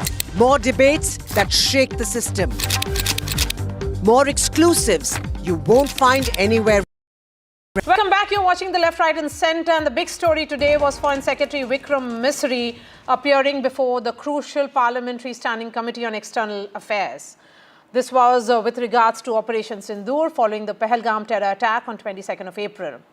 According to sources, the Foreign Secretary informed the parliamentary panel that the decision to stop military action was taken at a bilateral level, with the Pakistan DGMO seeking it, and that there was no US intervention whatsoever. He also said that the recent military conflict between India and Pakistan was in the conventional domain and that there was no nuclear signaling by Islamabad. Let's listen in to the reactions which came in from the MPs who were part of this panel, and a quick wrap-up by Aishwarya Jain. The fact is that this was a very, very thorough discussion. Many of the MPs had thoughtful questions to ask. There was even a desire to have a resolution expressing solidarity with the Foreign Secretary in the face of the unwarranted attacks upon him. He himself requested there should be no resolution, but it was a unanimous sentiment of the committee that he has performed good service for the nation, and we all stand with him. And that was not a formal resolution, but it was definitely the wish of everyone. We have had a good discussion, and we are parting, as you can see, in very positive spirit. As for the parliamentary delegation of members are concerned, I have said this in the afternoon, that the centre cannot decide unilaterally who will go from which party. They have to ask for names, they have to call and arrange for wider deliberations with all political parties, especially with the political parties belonging to the opposition camp. And then if you ask for the names, if you ask 5 names from Trinamool will nominate 5 members of parliaments to be a part of those delegations. Instead of sending parliamentarians, we should be sending the family members of the martyrs or the victims' family or the survivors. We should be sending the brave armed forces, the officers who have led Operation Synindhur from the front lines. Well, the briefing by Foreign Secretary Vikram Misri to the Parliamentary Committee on External Affairs lasted for almost 4 hours. It was attended by more than 24 MPs and it was stated by the chairperson of the committee, Dr. Shashi Tharoor, that it was unanimously that the members of the committee wanted to pass a resolution to condemn the attack on Vikram Misri on social media, but it was Vikram Misri who denied of passing any such resolution against the attack on him. It was Dr. Shashi Tharoor who also stated that the discussions were thorough, well discussed, and it was good in nature. All the questions that were asked by the members of the panel were answered very briefly about asking that whether an official statement that Shashi Tharoor wanted to make as far as outcome of the entire meeting. He stated that the things are very crucial, but many unanswered questions were given. It was the sources who stated that there were tough questions that were asked by many of the members of the panel, specifically in regards to the United States intervention and how US President Donald Trump said multiple times that he was the one who mediated between India and Pakistan. Questions were also raised that why he used the term Kashmir. It was Foreign Secretary Vikram Misri who clarified that it is completely a bilateral issue between India and Pakistan, and United States has no role of mediating, and it was a mutual understanding between India and Pakistan to stop the firing between both the countries on land, sea and air. Also, some of the panel members asked about whether there has been nuclear concerns or it was a conventional war. Foreign Secretary stated that it all started with the DGMO of Pakistan initiating it, and there were never any such nuclear,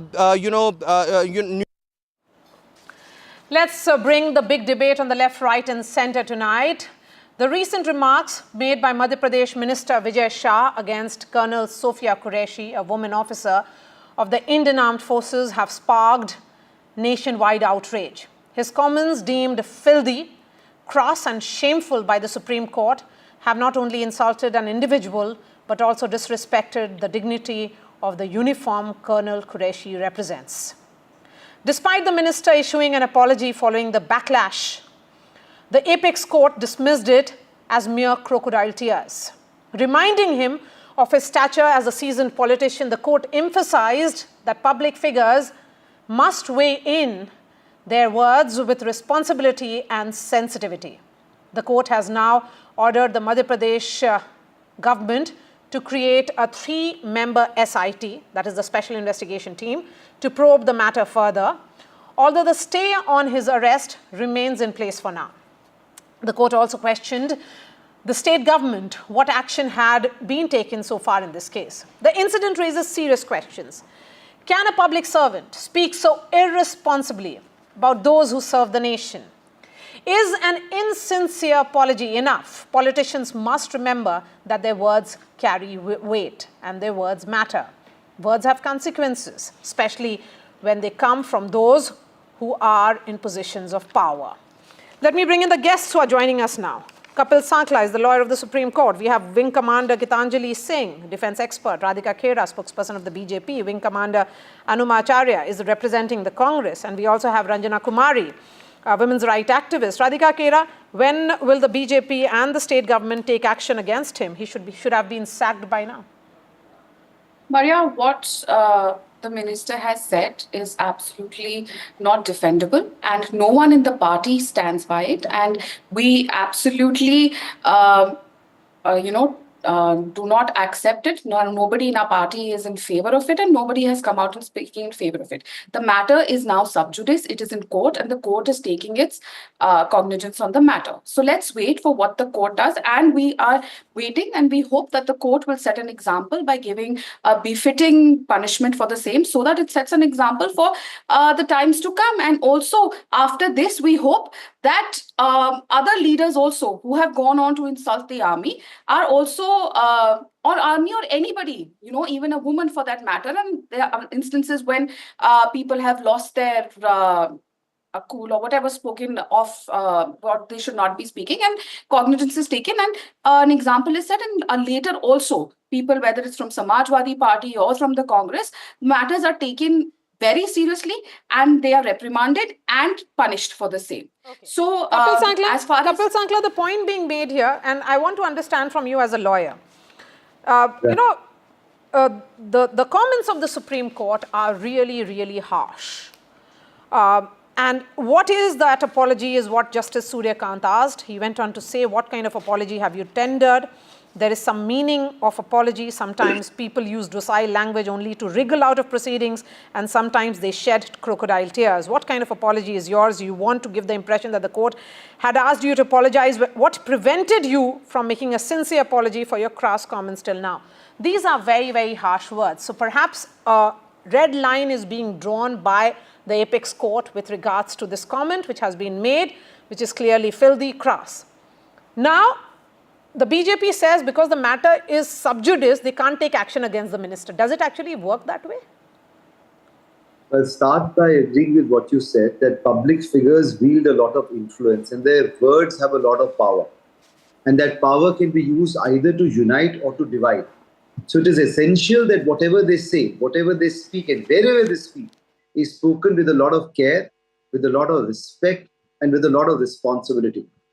Clearly, the statements that were made were not responsible at all. So as a lawyer with more than 25 years standing, I honestly believe that public discourse must be done to uphold the dignity of any institution. What was said was belittling not only to a woman, not only to a woman officer, but perhaps to every armed personnel. And I think independently, BJP can take suo motu action against that gentleman. Okay. And you should, because unfortunately what was said, for whatever reason it was said, somehow belittles your armed forces, and our armed forces symbolizes national unity. To say anything belittling them is to question the integrity of each and every officer of the armed forces. So nothing stops them from taking an action? And sub judice, would you say that the matter is sub judice is essentially an alibi for not taking an action? Well, what can be done at this moment is that he could be removed from power in any position. That action can be taken as to say he could be put in thanda basta till the courts come up with adequate punishment or whatever the case may be. There are two sides to it. Both are absolutely right. One is the legality of it, that when the matter is sub judice, no action should be taken against any person or party should it change the balance. The other is about morality and about responsibility, where nothing stops the people in power to punish people in power who have misused their power. So morality versus legality here, and the BJP is now giving an example, standing with legality and not looking at the morality. That is the point that has been made here. Wing Commander Anumacharya, please come in.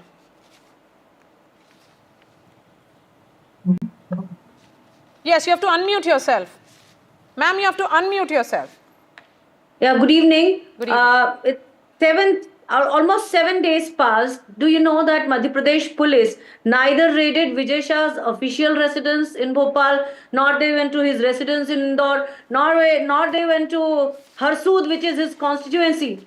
Police deliberately delayed filing of FIR, that you know very well. Then when the FIR was finally registered, they levied some different kind of a sentences which High Court again pointed out. With this, they will leave him just like that. Then they said, the software we use does not allow editing the entry once it is made. And when we will make the challan, when we include the charge sheet, then we will do it. And after that, they completely shut themselves off. They literally did not even open the doors of their office to find out where Mr. Vijay Shah is. It appears to be absolutely planned with the consent of government of the day. All of it happened under due knowledge of DGP of Madhya Pradesh, Mr. Kailash Makwana. And now the Supreme Court has also stayed the arrest of Mr. Vijay Shah. But the case will still proceed. But you can What see. is the purpose of the SIT here then? They have achieved, no, the court will, I am saying the case will still proceed. Yes. But in a way, the government actually achieved what they intended to. So we have whatever. But if the stay has been put, just as the Supreme Court has rebuked him, Supreme Court has also put a stay on his arrest. So we have to look at the legality of it while we look at other aspects of it, and rightly so. Yes, ma'am. What point I'm making is what they wanted deliberately, they have done it. Now, no matter how irresponsible or outrageous the action or statement may be, these leaders are never removed from office. And this only serves to encourage others. Radhika Kheda, respond to it. Radhika, okay, ma'am, you have made your point. We have heard you. Radhika Kheda, couple of questions before you make your point. Legality versus morality. Morality demands that he should have been sacked. Second, what purpose will the SIT really serve here with the state government having not done anything till now? First of all, I agree with the Congress spokesperson when she says the leaders are still there. Absolutely. Sandeep Dixit called our army chief a sadak ka gunda. He's still here. Rahul Gandhi talks about the army. Khoon ki dalali karte. Rahul Gandhi is the face of the Congress to contest as the Prime Minister of India. Digvijay said, Maria, I did not speak in between, and I expect that this lady will not shout over me, and I expect you to either, if you want a BJP spokesperson, kindly mute this lady. Anumacharya, she was listening to you patiently while you were making your point. You have to extend that courtesy to her. You have to extend that courtesy, ma'am. You have to extend that courtesy. Ma'am, you have to extend that courtesy, please. Please. Let's extend that courtesy. That's how debates happen on NDTV. Please go ahead, Radhika. Thank you, Maria. That's how we also. I will come to you. Please, yes. The problem with the Congress is they have a problem even if we agree with them. Absolutely, I agree. I'll repeat again. Sandeep Dixit ne kaha sadak ka gunda hai. Rahul Gandhi kehte hain khoon ki dalali. Digvijay Singh calls Pulwama attack, surgical strike a conspiracy. Mani Shankar Iyer goes to the Pakistani media, says, help us remove Modi. And again, he talks about the army over there. Adhir Ranjan Chaudhary has mocked the CDS General Bipin Rawat's martyrdom by politicizing his death. And n number of bayans I can come out with what the Congress leaders have said. And unfortunately, they are still there. And here the Congress spokesperson is even talking and questioning the judgment of the Supreme Court where they have stayed the arrest of the minister. We have not stayed the arrest. So now she's trying to imply by saying that the BJP has got what it wanted, that the Supreme Court is also now under the BJP. I'm sorry, madam. Of the Congress government. Anumacharya, could you respond to this? The Election Commission to the judges were always under her. Wing Commander Acharya, please respond to it quickly, then I bring in others. Please quickly. First thing first. She always, the BJP spokesperson always go to the whataboutery, the history, but actually before Has Rahul Gandhi apologized? Whether it is Vijay Shah. Has Sandeep Dixit apologized? Has Digvijay Singh apologized? Have you apologized for them? Can you keep All right, let's bring in Anjana Kumari and Wing Commander Gitanjali Singh on the screen now. I'm moving away from both of you, please. There's no point shouting and screaming at each other. We can make it comfortable and respectful. Ranjana Kumari, please come in, ma'am. The question is that those in position of power and authority must speak responsibly. Yes, they should speak responsibly also, particularly because this particular statement has been made about a woman in uniform and she was representing the nation at that particular point. So there has to be caution. She was representing not just women as a gender, but she was representing the entire country, India, when she was addressing those press conferences. Absolutely, Maria. Look at the timing. Look at the timing when these decorated officers were trying to inform the nation about what was going on. And we were in the middle of this severe situation.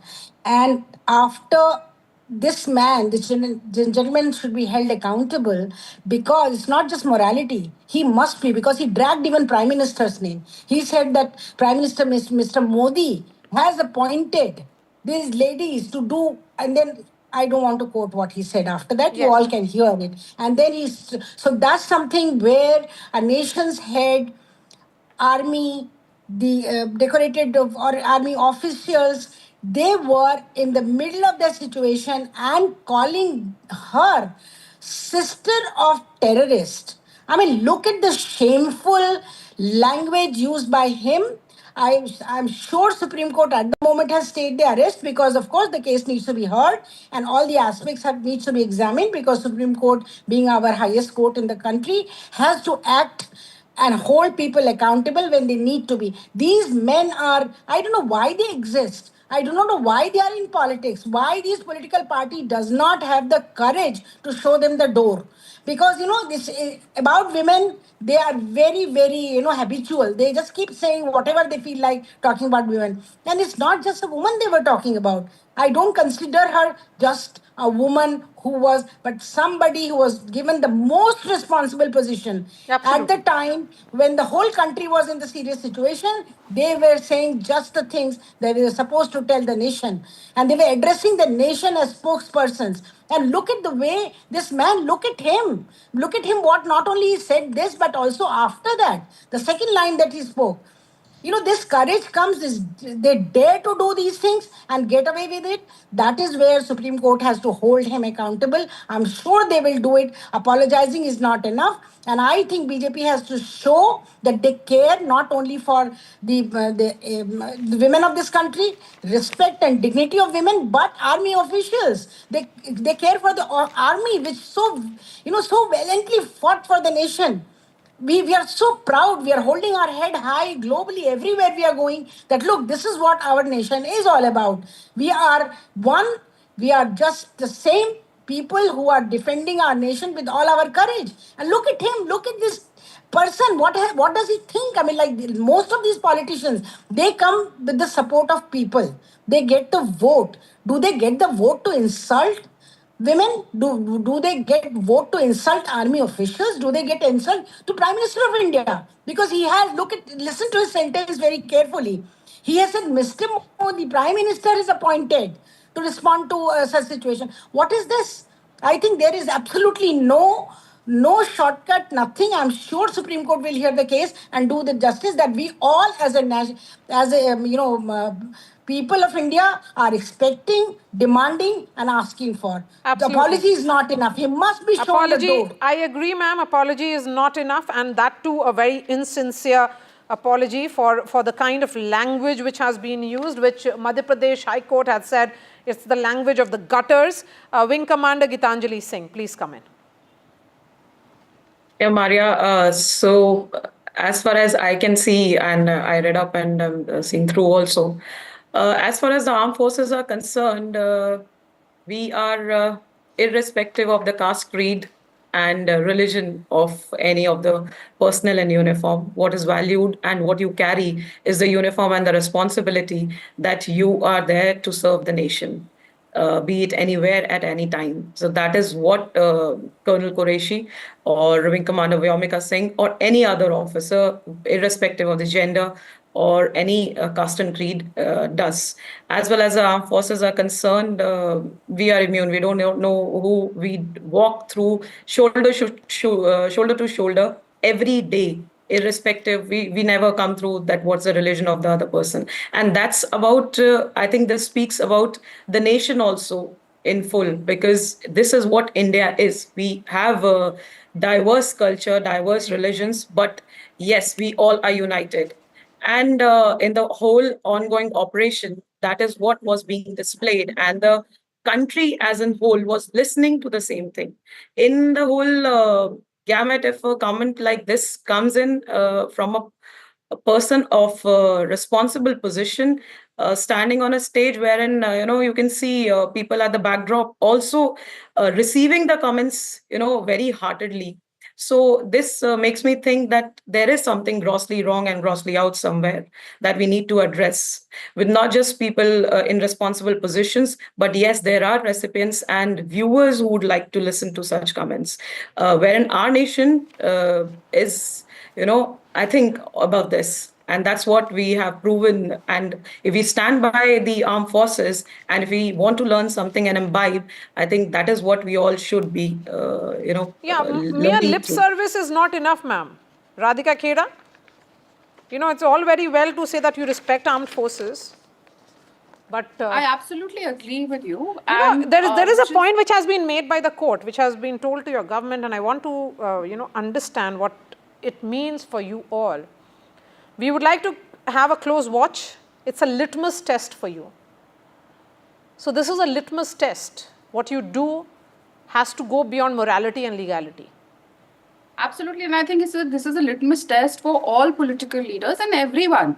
There is, like I said in the beginning itself, that what he has said is absolutely wrong, insensitive and unacceptable, absolutely unacceptable, which is why that we are not defending it and we are not justifying it.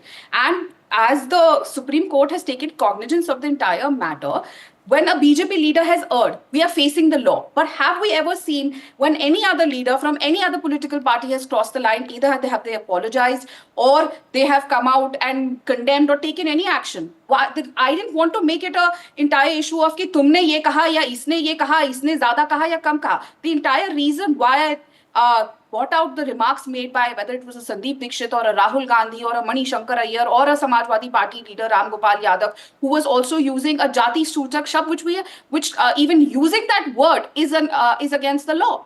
But have we ever seen even an apology? The minister here, I am not defending him. He has gone on to apologize. The court has again said that the apology is not enough, which is why we respect what the court is saying and we are waiting to see the punishment and accept the punishment. But have we ever seen any other leader from any other party even apologizing or any action? What action has been taken against Rahul Gandhi? He has continuously, till date, today they are questioning the External Affairs Minister also. He also is standing there for the country. He is also working day and night for the country. He also holds a position, a government position. Of course, we are not doing as much as the Sena does for the country, but you cannot justify that. But ma'am, my sincere concern here is that there is a distinction between what Rahul Gandhi is saying or asking as a leader of opposition. Unki dalali, ma'am. Unki dalali. Leader of opposition. I'm not talking about what he said in that context. Army general. This is with regards to his comment on External Affairs Minister. And then talking about what this man has said, your minister. The two aren't same. And ma'am, with all due respect, let's not indulge in just absurd comparisons. No, ma'am. It's not absurd comparison. Just because it is absurd. It is absurd. The general was a male, he can be called as Maria, you said it just to say it. This is what these people are. I object to what the Samajwadi Party spokesperson has said when he brought in the representing a political party commander. No, ma'am. I object to what the Samajwadi Party leader said when he brought in the wing commander's caste. But this is wrong. Maria, yes, please, this shows Ranjana Kumari. This shows desensitization. This shows, Maria, desensitization of the rank and file of the political party, where a woman spokesperson sitting on your channel is not even once feeling that party should have thrown him out that day, then and there. She's not saying that. She's in fact, what about Ri? So what about this leader? What about that? Anybody saying anything wrong about army and defense services is totally wrong, not acceptable. But please, this is not just that much. Look at the timing. Look at the responsible position of this whole statement. Look at the way it has come at a time when we have just are recovering or perhaps not even recovering from the crisis. And look at who he targeted and look at why he targeted her. He did not say about Vimeka Singh. He did not say anything about her. Why did he say about only her? Why? And why saying that? How is she a terrorist daughter? Sister, tell me. Tell me, the spokesperson of BJP, how is she a sister of a terrorist? You tell me. Can I please respond? What made him say that? Can I please respond? Yes. Okay, I don't need lectures on morality from Ranjana ji. Ranjana ji, I have myself gone through worse situations at the hands of men in the Congress party. So I know what it is like to be insulted by a man and treated like that. So I do not need your morality lectures. And right from the beginning, I have been saying it that this is not acceptable and he should be given the strictest of punishment. I have gone and said that. Can you set any other political party leader to say that Rahul Gandhi should be given the strictest of punishment or Sandeep Dixit should be given the strictest of punishment? Why should only, why do you have a man and a woman? If you did not have that outrage when a woman is molested or a political leader talks about another political woman. Yesterday you Don't shout were over with me. Don't shout over me. you were with the same people, and if you were insulted, you never open your mouth. So that's not what it is. We defend women. We are here to defend the dignity and respect of women. And that is to not some just... That's not the way. No. You can't shout you were over there me and to prove a facing point. all that in the political party. Till yesterday you were there. This is not a fish Till market, yesterday you were Ranjana ji. tolerating everything You and did spoke, not let open me your complete mouth. what I said. And today you are not even standing I up think you to should defend decide another whether you woman. want us to talk or not. No, We are not I'm here not for giving shouting back. If this is a very serious matter, you do not shout over me. Don't shout. You listen. Don't You shout. spoke That about doesn't you make you spoke right. about Radhika, calm down. Ranjana Kumari. Calm down. Because calm down. This doesn't make you Ranjana ma'am, right. you have made your point. If you suffered all that, you should have opened your mouth. Radhika, you don't have to scream. Talking and defending something. I am coming here Till not to yesterday defend you were that man. suffering all Ranjana that in Kumari, you have that made your political point. I'm party, or moving you away did not from say both of you anything to otherwise. anybody. Ranjana Kumari, you have made your point. Radhika, 30 seconds, calm down and make your point. I'm going to repeat it again. Yes. There is nothing. We are not. This is not acceptable what he has said. And again, I'm saying we are waiting to see what the court, the punishment that the court gives, and it will be acceptable. And I say it again, and I said it in the beginning that the court should set an example so that nobody in the future dares to say something like this. Fine. But Kapil we should Sandhya, also the question point here is the special investigation team will have 3 IPS officers, and they will start investigating the case. But I want to understand what exactly will be the nature of this investigation, because his speech is in the public domain. All right. So 2 very important points before I answer this. I agree with first part of what Ms. Radhika was saying, that every politician should be punished if they make a statement which is insensitive. And it should be across the board. I do agree with that. But madam, the second part is that we as citizens of India hold you to a much higher test. And we hope that you will live up to that test because we have voted for you. And that should rest the issue. As far as the SIT is concerned, you see, and don't hang me on this because this is a little bit of a contentious issue. You see, when somebody is being punished under the criminal law, what is seen is whether he had the intention to say or do what he did. In this case, what he said, and everybody is, translating it in English, and I read what was said in Hindi, and it sounded incorrect for sure. It sounded something that a politician of any standing or any person with any weight should avoid saying. But if his defense is that his intention was not to hurt and this is what he meant, and I say this with complete responsibility as a lawyer, then perhaps it would not be a criminal case. The SIT is going to investigate on all these fronts as to what was said. Does it, so to say, tear the fabric of the society? Is designed to insult or defame somebody? Is something that should be punishable as against the nation? And more importantly, what was his intention in saying what he said? Because when you read it in Hindi, it of course has many, many colors to it. And as I said, don't hang me to it, but perhaps this is what his defense would be, and perhaps his defense, I'm sorry to say, might even be correct. All right, thank you so much for joining us, Kapil Sankla, Radhika Khera, Wing Commander Anuma Acharya, Wing Commander Gitanjali Singh, and Ranjana Kumari on this broadcast. That's all from me. I'll be seeing you tomorrow. Thanks so much for watching.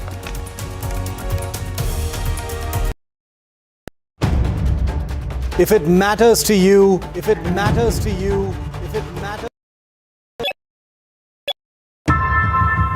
How often have you turned away from debates that descend into endless fights? We bring you a show where every question is answered, where every debate finds its resolution, where every story finds its conclusion, where opinions collide but facts prevail, where stories unfold with insights and trust, when the noise ends, the last word begins.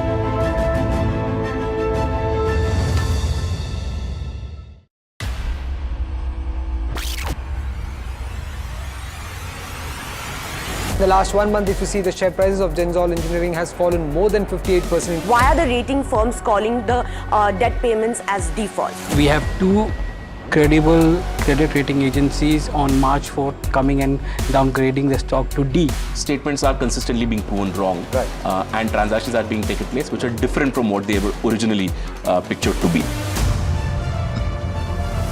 The company claimed it would roll out 6,400 electric vehicles. But what it has rolled out is a shocking scam. Funds meant for the project were funneled allegedly back to the promoters, the Jaggi brothers. What did the money buy? Not EVs, of course, but a lavish flat in Gurgaon's luxurious DLF Carmelias.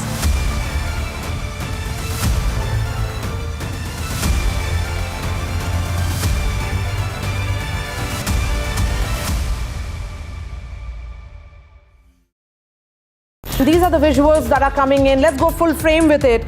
For every big news story. From Jammu. You can't defend the indefensible Ruchira Kamboj, but that's what Pakistan has been doing for a very, very long time. We are sifting through a lot of information.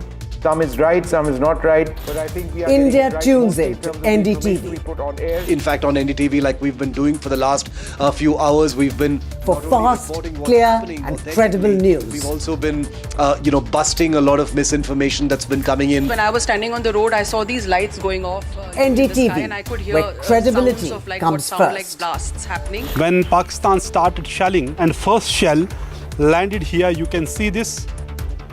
Well, we have reached at ground zero, and this village is NDTV. First, fast, factual.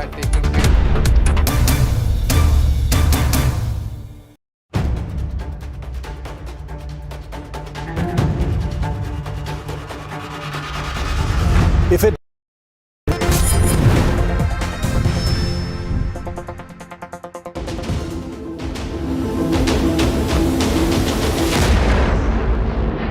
strike on the Noor Khan Air Base.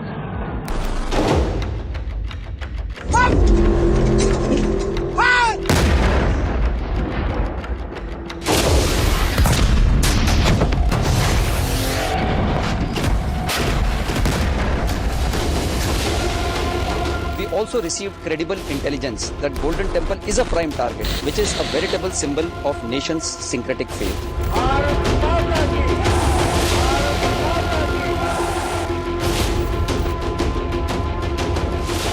Instead of sending parliamentarians, we should be sending the family members of the martyrs or the victims' family or the survivors. I said that they cannot decide the name. The party will decide the name.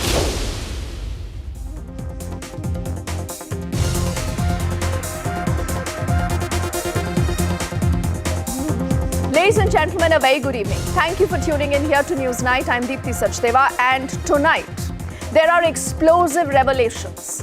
And these explosive revelations demand global attention right now, ladies and gentlemen. There has been a foiled Pakistani attack on the Golden Temple. Yes, you heard that right, the Golden Temple.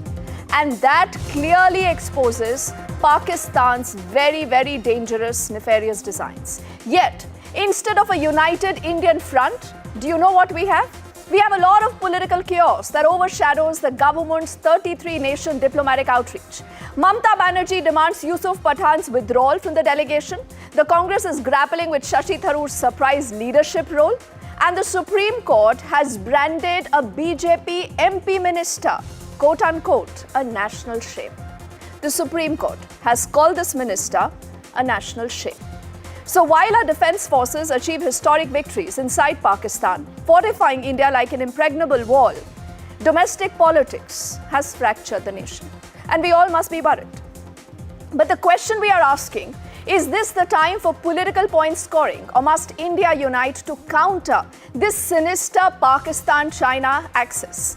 Do remember, we here on Newsnight have spoken about this umpteen number of times, because that is the real not the elephant, but the dragon in the room.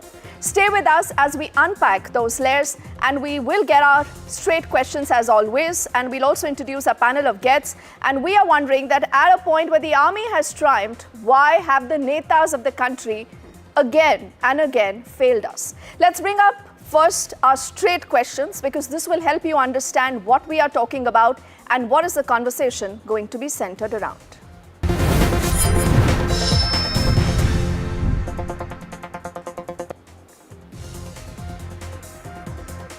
Let me also introduce a panel of guests and say good evening to both Ashok Sajjanhar, who's a former diplomat, who's joining us on the broadcast, along with Lieutenant General D.P. Pandey, who's again, not just a very, very senior spokesperson when it comes to all of us, our forces.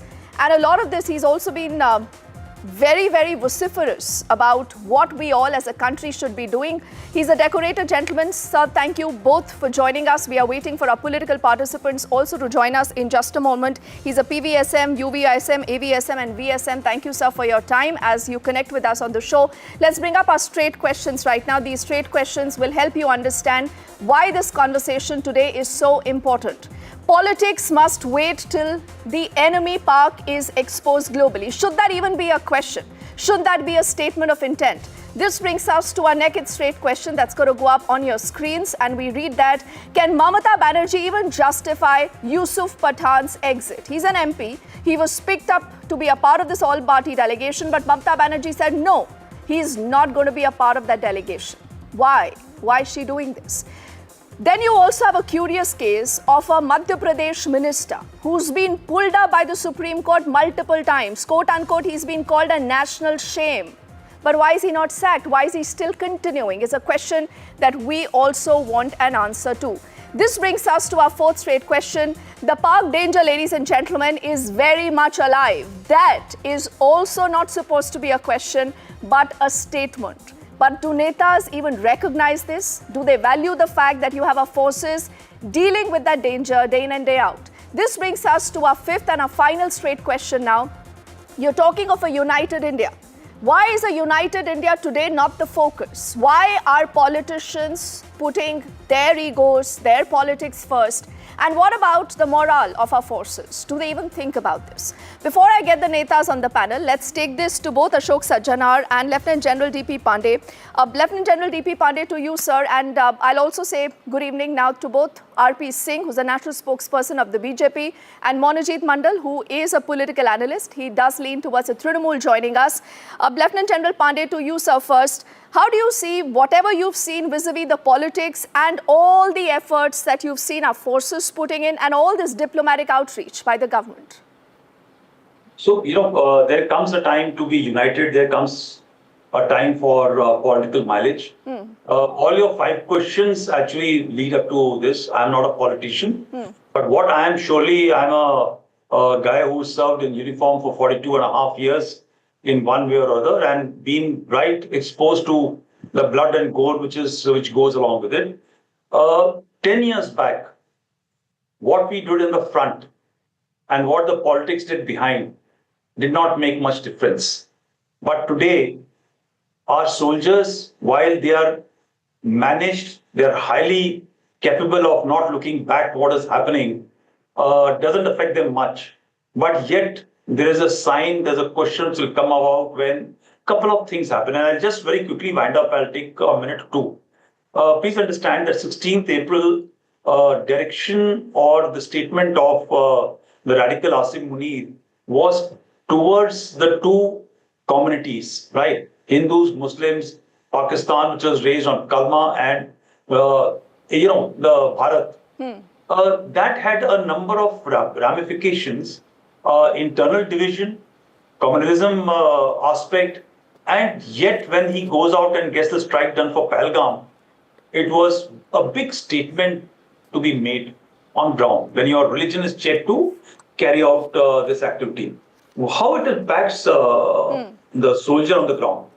Now when the questioning starts by political parties, or when they make not correct statements. This is the time you can pick up a telephone, keep it quiet, talk to each other. Exactly. Don't go into jingoism on either side of the, left, right, center parties. I don't care. But the bottom line is that this is a time of information warfare, right? We will lose this information warfare while we'll surely, I can assure you from the armed forces side, we will win the war on the ground. But if this part of information warfare, when you see questions from us, right, that you please come out, what were your losses? Why did you do X, Y, Z? What was the sequence of operation? When these things are questioned, the enemy is looking for an operational intelligence. Exactly. Right. So what are the losses? Which airfield has been hit? What locations? What equipment was being used? There are a whole bouquet of stuff which he is actually looking at for developing his operational intelligence. Yes. Op Synindhur is on a pause button. It is not finished. Even if it gets finished, whenever it restarts, this intelligence will be with them right now, or with them. So eventually, I think the DGMO said, don't ask too many questions. Allow this thing to come about. You will come to know everything about it. Right? Absolutely. One is that. The second is, whatever you make these negative statements are also used by the Pakistani media to shape the world mind and also to tell the forces that the rest of the country is possibly suspicious of them. This is a cyber warfare on. Yes. Psychological operations. So my only request to everybody on all, not only political parties, but to the entire country will be that you need to keep quiet, look about it, trust your forces, because every 24 hours, our representatives have come out and informed you what is happening. Absolutely. We can only inform in a war scenario, an operation scenario, in a conflict scenario, what can be informed. And the entire world is looking at questions, more details, because the enemy can be more empowered. So this mobile which is available has become a tool of PSY operations. And I will be only urging that just stay a little bit wise on the subject and don't get fractured because you want to score some brownie points of variety of natures at political levels. I think, sir, you've made some fantastic points. Only for politicians hear that. That is most important because this is the voice of the country. The country today is saying this, Monojit. I really hope and pray that whether it is you, whether it is a Congress party, that is known for, asking those questions. There is always a time and place to ask questions and a context, like you've just heard sir speaking. I also say good evening to Tara Kartha, who's a former director of the National Security Council Secretariat, who's been kind enough also to join us. And we'll keep our opening comments brief, about a minute each, so that, we can take this ahead and take a lot more banter between all of us. And before I come to both RP Singh and Monojit, Ashok Sajjanhar sir, when you see and hear what has been happening, and there is also this interesting picture of the China-Pak tango, something that we've been speaking on Newsnight for the last few days. Why do you have the Pakistani deputy prime minister today in China? Is that not a question the world must also answer? And is that not a question that we also must be worried about? Yeah, thank you very much, Deepti, for having me on the show. If you permit, just one comment on, the earlier discussion that the Lieutenant General responded to very effectively and comprehensively. And what I would say is that the nation has remained united. As far as the country is concerned, people, meaning that is what the Pakistani terrorists, that is what they had thought, that by killing the Hindus, that they would be able to sow communal discord between the people, and there would be communal riots, and there would be sort of, so much of anger. The country has stayed united. Kashmir has stayed united. They have come together.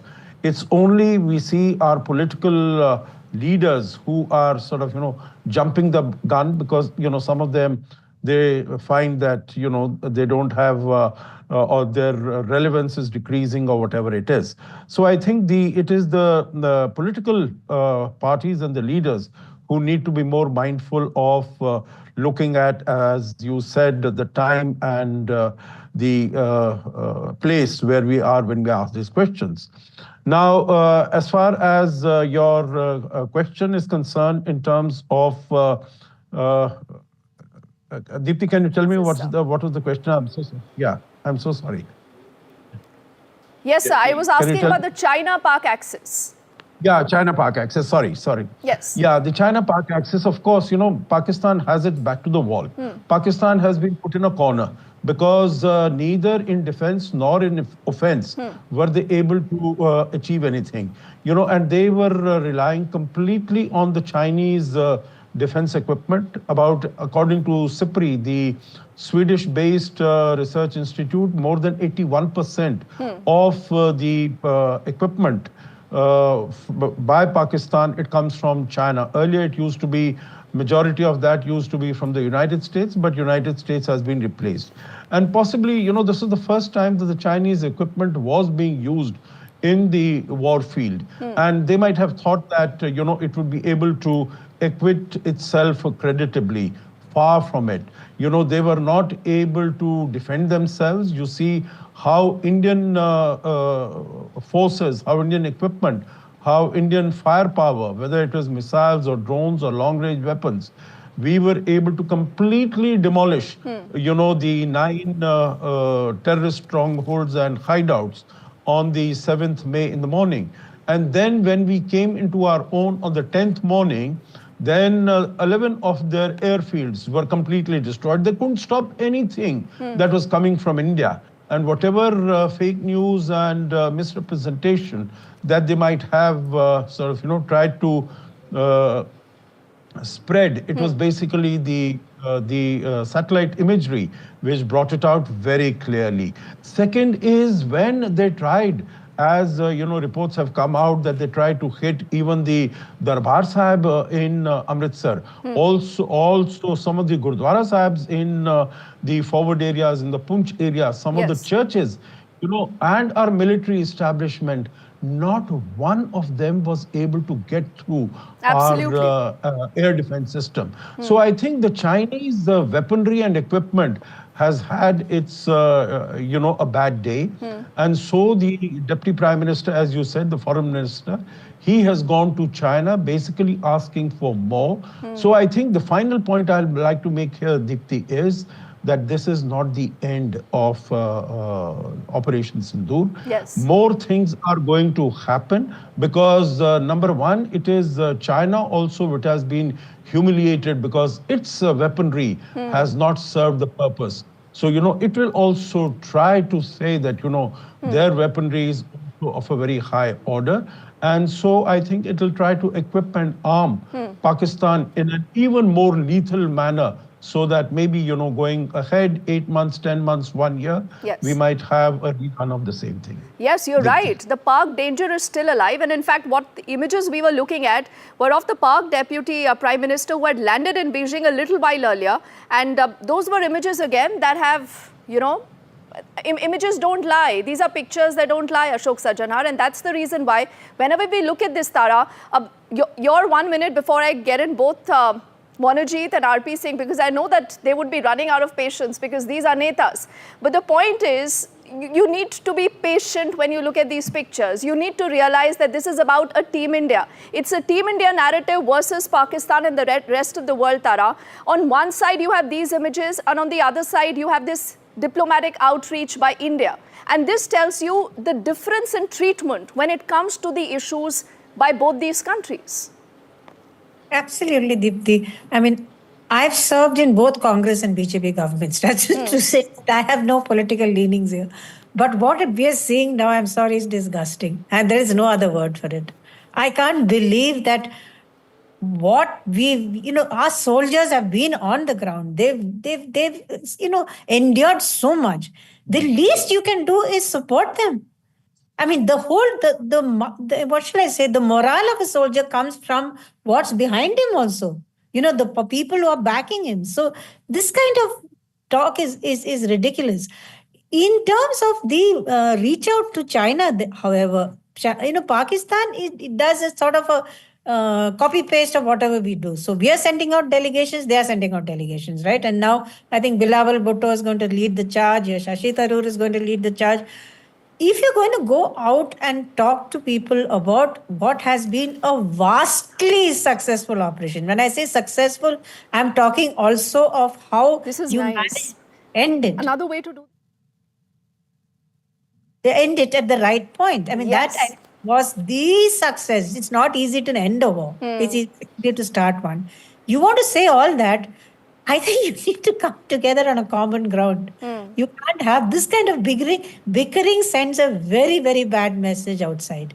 And the second part, as someone said, we've seen, and I've come on your show and I've said, be careful. There's going to be a huge dividing campaign in India. They're going to try and hive off, not just the Kashmiris. Yes, I remember, Tara. And let's push that point a little further, because all of you've been sounding that.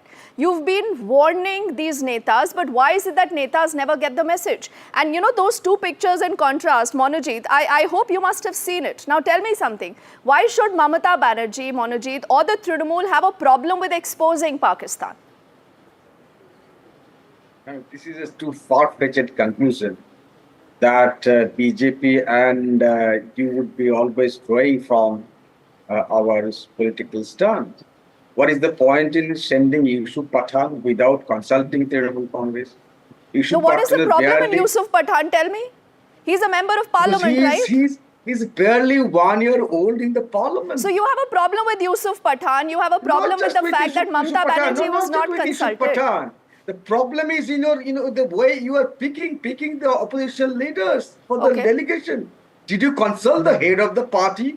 Did you consult the parliamentary leader in the party? In fact, let me tell you, the leader of the All India Trinamool Congress, Mr. Abhishek Banerjee, he has a very novel suggestion. What in fact the politicians are going to do and expose the park terrors? Why don't you send some of the family members of the martyrs who actually witnessed from very close angle the real brutal face of terror? Or it could have been a mix of both. A mix of both the politicians and the martyrs' family. Why did you send even some of the army men who are diplomatically so sound and conscious? What is the function of Mr. Junior Shinde? What does he understand about terrorism and Kashmir problem? Tell me. Imagine, Monojit, when I heard the Abhishek Banerjee response, I thought it was a joke.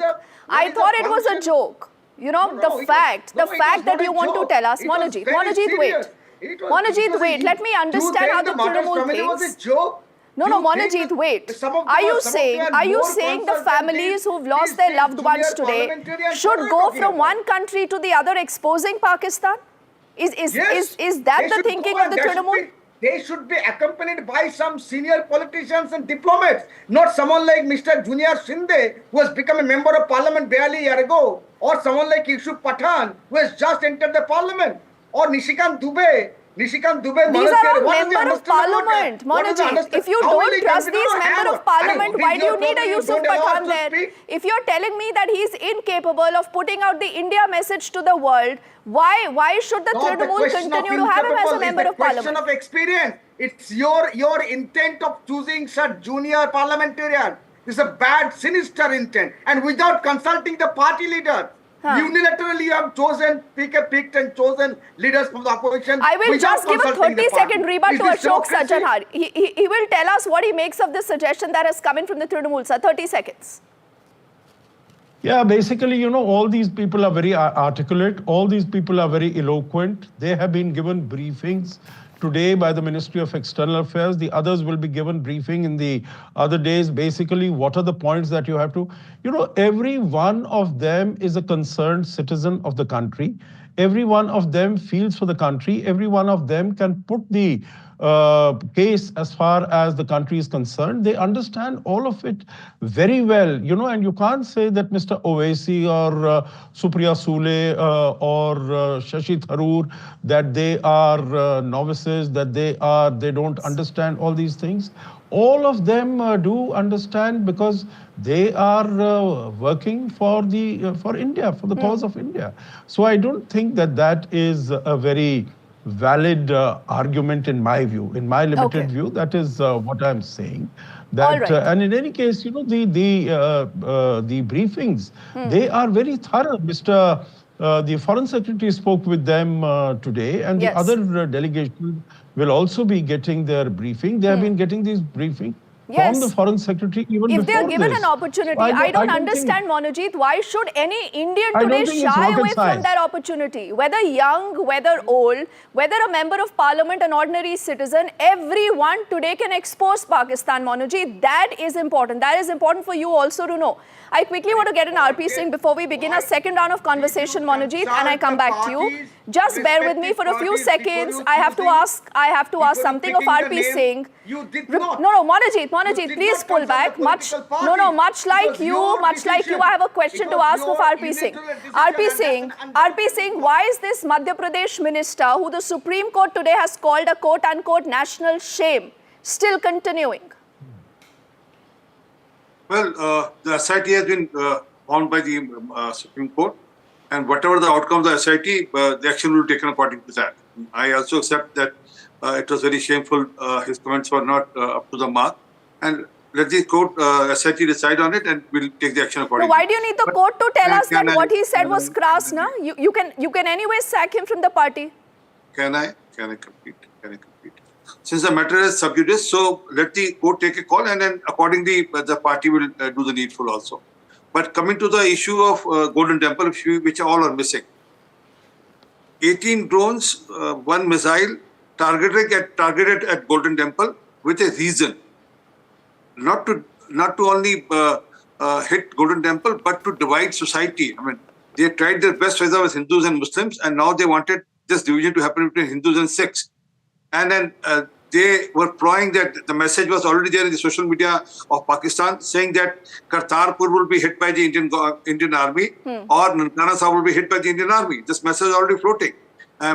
Probably they could have done it on their own, and then they could have blamed it on the Indian Army. Although today's world is the satellites which are there to tell you what exactly happened and which government or which state has done what. But the intention was that somehow do this and then hit the temple of humanity. I mean, Golden Temple is not a temple of six. Let me be very clear. It has 4 doors, and a door for each religion, each community, each caste, each creed also. So it's a temple of humanity. But it's shocking, and that they wanted to hit, and salute to the Indian Army that they saved the temple of humanity. I think you're right, RP Singh Saab, on that. But, to say that just because a matter is sub judice, you can't take action, does not cut much ice. The point is, sir, that the country today is looking for answers. Whether it is from Monojit, whether it is from the BJP, we need answers. We do not need that MP Minister Vijay Shah. Neither do we need Mamta Banerjee playing politics right now. 30 seconds to you. They are 2 different things. They are 2 different things. How is it different, sir? How is it different? Both are politics. Why can't you sack him? Please. Mamta Banerjee play politics. Monojit, one by one. RP Singh goes first. RP Singh goes first. I never interrupted. You are a very sensible professor. RP Singh will go first, yes. See, the issue is that the matter is sub judice here, and here the Mamta Banerjee is not allowing her member parliament to participate and take a lead and then represent the country. We can play politics otherwise. I'm open to whatever politics. After some time there will be elections in Bengal. We do a lot of politics here, but not on this subject. Here is a matter of pride for any member parliament to be picked by the government of India and he to represent the country on such an occasion. And then as far as contention of taking the martyr's family there, so they are in a situation of shock. I mean, let them take time to come out of that, and let's not put them under just pressure of going to various countries and try to express what they have faced. Okay, Monojit, your 30 seconds. It's BJP that is playing divisive politics, I tell you. The entire country stands united with the government when 22nd happened, 22nd April. But now it's BJP that is playing politics. Did they consult the political parties, respective political parties and their leaders? For representing the country. Why means this is the protocol. Tomorrow they decide Manojit Mandal has to go, but do they need to take a approval from Mamta Banerjee? No, please do not lecture. I do not interrupt you, right? Okay, Monojit, complete your point. Yes. This is your problem. The fact remains that The party should be consulted. The government side cannot take. But you're making this about ego. You know, I take your point, Monojit. You want Mamata Banerjee to be consulted. Mamata Banerjee must say yes or no. But don't make this about ego, no. Look at what is happening. This is Pakistan we are dealing with. We are all part of the same team. You don't have to deal with Pakistan. The army will deal with Pakistan. Don't worry about that. You have done enough to divide. You're telling this to the BJP? Country. You have done enough to divide the country. People remain united despite attempts from media to divide people communally after 20 seconds. That's because of all the political parties, including the opposition. No, Monojit, this is unfair. Monojit, this is unfair. Without the political will, if you're telling me that the military might is enough to deal with the Pakistan, I think you are equally wrong. Like RP Singh is wrong to tell us that because the matter is in the court, we can't take action against this Madhya Pradesh minister. Now I'm requesting both the netas to pull back. I just have enough time to make way to listen into Lieutenant General DP Pandey and to Tara, who haven't spoken yet. Please. No, Monojit, please listen into others. Politics can wait. There is always time for politics. Lieutenant General DP Pandey, sir, what should India be prepared in the next few days? And considering the audacity of a Pakistan that is going back to the playbook, you know, perhaps of the 80s and the 90s, to think it is that India, it is that Punjab, that you can try attacking the Golden Temple and provoke a situation. What should be the message now for Pakistan? I think while we look at the disadvantages of social media, one major advantage comes about is that the divisive actions which are taken out for communalizing by Pakistan is possibly understood by us, and I think more often than not also by the Pakistanis themselves, right? So there is an issue there within their own country as well. So that is one very, very good thing. The only thing is that we need to continue to prepare the questions which are being asked about exposing what technology which was used, how things happened about. If you think that operation is still continuing, I think we need to stay a little bit quiet about the way the organization has fought, armed forces have fought, right? And that is very important. And because any thing which is coming out of line or being questioned from the armed forces that did you lose this or did you lose that is a clear giveaway that you have got some sort of information which is not available to the general public. So, you know, it is important that you need to keep your horses waiting. Yeah, there is enough time before the next elections are going to come. Always, so my more worry is that kindly let's focus on this aspect. I can assure, I think what Monojit ji has said is absolutely right. Armed forces will fight. We know that our country is with us. We are the #1 respected organization in the country, not for any other reason, because they know. And we all are safe, Monojit. You must remember this, because the forces only think about the country, not about anyone's ego, not about whether you've sought someone's permission or not. That is when you begin to change the security paradigm of the country, Monojit. I don't have the time. Tara, apologies. I'm not able to come back to you for a second comment, but I'm thanking her and all gentlemen for joining us. Let's also quickly get you News Night's parting shot.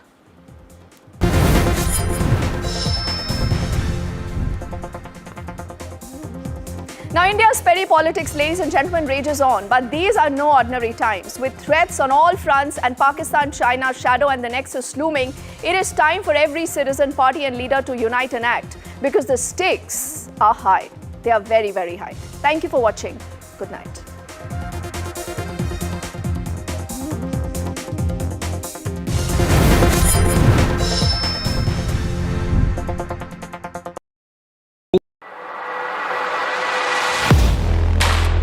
Do you really know the company you invest in? What is the real picture behind presentations and claims? Is the outlook as rosy as the company claims? Know Your Company, powered by NDTV Profit Research, shines a light on the biggest stock market movers.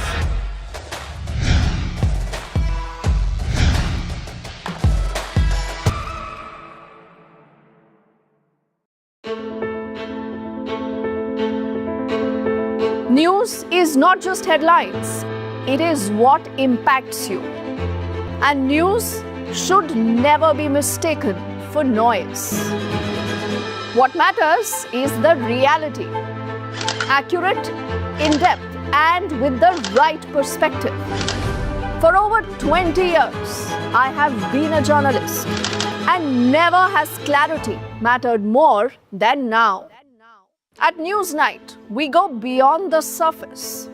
We dissect the details, challenge the narratives, and bring you the unparalleled clarity you deserve in a world clouded by misinformation. We are bold, we are direct. Newsnight, for the news in your interest. Only on NDTV 24/7. In today's interconnected world, India's voice is more crucial than ever. When India speaks, the world listens. At NDTV World, we are that voice, bringing you intelligent and insightful news from India and beyond. From geopolitics and diplomacy to economic shifts, migrations, tech disruptions, and the stories of our diaspora. We cover the news that shapes our global future. NDTV World, your new home for global news is here. I've been reporting on all issues big and small from Andhra Pradesh, Telangana, rest of South India, bringing you all the action, all that you need to know, all that you want to know. The energy of maximum city is infectious. I'm bringing that energy in our news coverage from financial capital Mumbai. Covering from the southernmost part of India over the last 23 years, I bring in-depth and 360-degree coverage from the Dravidian heartland. The land of Mishti, also known for its bitter politics. I have seen much water flow under the Howrah Bridge, covering Bengal in all its vivid colors. India's IT capital is always bustling, a city full of startups, stories and surprises. And I keep you ahead on all the Bengaluru.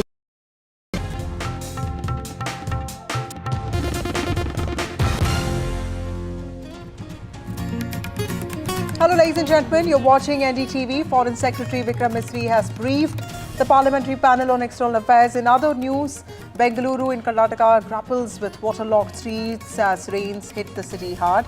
All that and more coming up, but first up, the headlines. Foreign Secretary briefs Parliamentary panel on foreign affairs. Sources have told NDTV that Donald Trump had no role in this truce that India and Pakistan arrived at. Sources also said that Foreign Secretary spoke about conventional warfare and that there was no nuclear signaling by Pakistan. This was a very, very thorough discussion. Many of the MPs had thoughtful questions to ask. There was even a desire to have a resolution expressing solidarity with the Foreign Secretary in the face of the unwarranted attacks. There's a nationwide crackdown on spies for Pakistan. 12 suspected spies have been arrested. 6 from Haryana, 5 from Punjab and 1 from the state of Uttar Pradesh have been arrested so far. Heavy rain cripples Silicon City yet again. 2 deaths have been reported. Traffic gridlock, roads submerged. Opposition targets Siddaramaiah government demands 1 crore relief fund.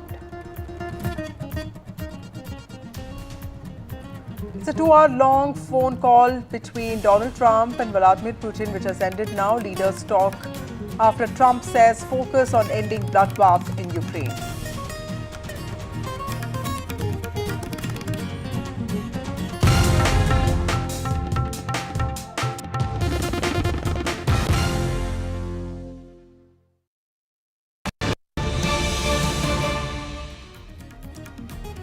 Well, US President Donald Trump held a lengthy phone conversation with Russian President Putin, discussing ways to end the war in Ukraine. Now, the conversation lasted over 2 hours, is what we understand. Putin reportedly emphasized the need for what he called compromises that suits both sides. In fact, this is before a ceasefire could be reached. He also expressed support for peaceful resolution and signaled readiness to work with Kyiv on a memorandum paving the way for future peace talks. President Donald Trump spoke briefly on the phone with Ukrainian President Zelensky, and this is ahead of his call with Putin. My colleague Vishal joins us with more details on this. Vishal, tell us about key takeaways from this phone conversation between Donald Trump and Vladimir Putin. What are the highlights of this conversation? So the phone call lasted about 2 hours, more than 2 hours actually. And in that, Putin has said that he's ready for a memorandum that includes ceasefire. So that is the biggest takeaway. And he has said in remarks quoted by Russia's state-run RIA Novosti, which is a state agency, it quotes Putin as says that Putin said he supports stopping the fighting, but there is a need to develop the most effective paths towards peace. So what does he exactly mean by that? That remains to be seen. Probably we'll have a lengthier statement in a while. But these are some positive signs because the US has been trying to broker ceasefire for the last 3-4 months. And there have been several meetings. There was a direct talk between both the sides, Kiev and Moscow, after 3 long years. So there have been some, positive developments in the last 10 days or so. But it remains to be seen what Trump now does, because he has said that he will speak with Zelensky as well after he speaks with Putin. So it remains to be seen what he says in that call. And then he's also expected to speak with some NATO leaders who also have a say in the matter. So it's still not over yet. There will be several calls, and then we'll probably have a picture of what's coming next. So quickly, Vishal, tell us what is really happening with the ceasefire between Russia and Ukraine. Why does it keep falling out, and does Donald Trump's conversation with the Russian president now make a difference to that? Well, the biggest contention is that Ukraine is not ready to cede territory because as we speak, Russia occupies roughly about 5% of Ukraine's territory, and Russia wants to take that territory and officially, and Ukraine is not ready to give up that territory. So that's the main contention when it comes to ceasefire, and also the fact that Russia wants Ukraine to never pursue NATO membership. That is also one of the top contentions from the Russian side. Ukraine has somewhat diluted its stance on the NATO membership part, but it's not ready to cede territory. So the conversation in ceasefire have almost always revolved around these parts. And as far as Trump's efforts are concerned, he did say that within 24 hours he will bring ceasefire to the region, but he has failed to do so. But he has indeed initiated these some conversations and frequent meetings between both sides. So there have been some positives from these recent initiatives. So this is being seen as a high-stakes call for Donald Trump, and also White House has said that the call has ended now, but the Russian president has also put out a statement. Vishal, can you tell us a little bit about that? So state media has said that it was a more than 2-hour call between Trump and Putin, and it was supposed to be one of the biggest calls between both the presidents, because they have been speaking through their mediums, through other people's, but direct calls had not happened that much. Putin has expressed gratitude to Trump for the U.S. role in resuming direct negotiations between Russia and Ukraine. There will be more, remarks from the call that will be published. So far, we can say that both the sides, U.S. and Russia, seem to be satisfied with the call. It was a long call, so obviously there had been there would be a lot of things they would have talked about, but the main call did revolve around the ceasefire in Ukraine, which has killed lakhs of people. There have been many other things that need to be considered, but we can say that there have been some positive developments for sure. Thank you, Vishal, for joining us with those details. 2-hour-long phone call between Donald Trump and Vladimir Putin. The Russian president has ended, and we'll keep getting you all those details and more. Meanwhile, moving on to domestic stories now. Foreign Secretary Vikram Misri told a parliamentary committee today, this is the Parliamentary Committee on External Affairs, he told the MPs that India's conflict with Pakistan was always in the conventional domain and there was no nuclear signaling by Pakistan specifically. Vikram Misri, who led the centre's briefing on India's Operation Synindhur, on Monday reiterated that the decision to arrive at a ceasefire understanding was reached at a bilateral level between India and Pakistan. There was not a third party that was involved. as panel members also raised repeated assertions made by the United States of America on its role in stopping the military conflict. The panel also unanimously condemned the trolling of Foreign Secretary Vikram Misri and praised his professional conduct, is what we understand. Let's take a look at political reactions that came with regard to this story. The fact is that this was a very, very thorough discussion. Many of the MPs had thoughtful questions to ask. There was even a desire to have a resolution expressing solidarity with the Foreign Secretary in the face of the unwarranted attacks upon him. He himself requested there should be no resolution, but it was a unanimous sentiment of the committee that he has performed good service for the nation and we all stand with him. And that was not a formal resolution, but it was definitely the wish of everyone. We have had a good discussion and we are parting, as you can see, in very positive spirit. As for the parliamentary delegation of members are concerned, I have said this in the afternoon, that the centre cannot decide unilaterally who will go from which party. They have to ask for names, they have to call and arrange for wider deliberations with all political parties, especially with the political parties belonging to the opposition camp.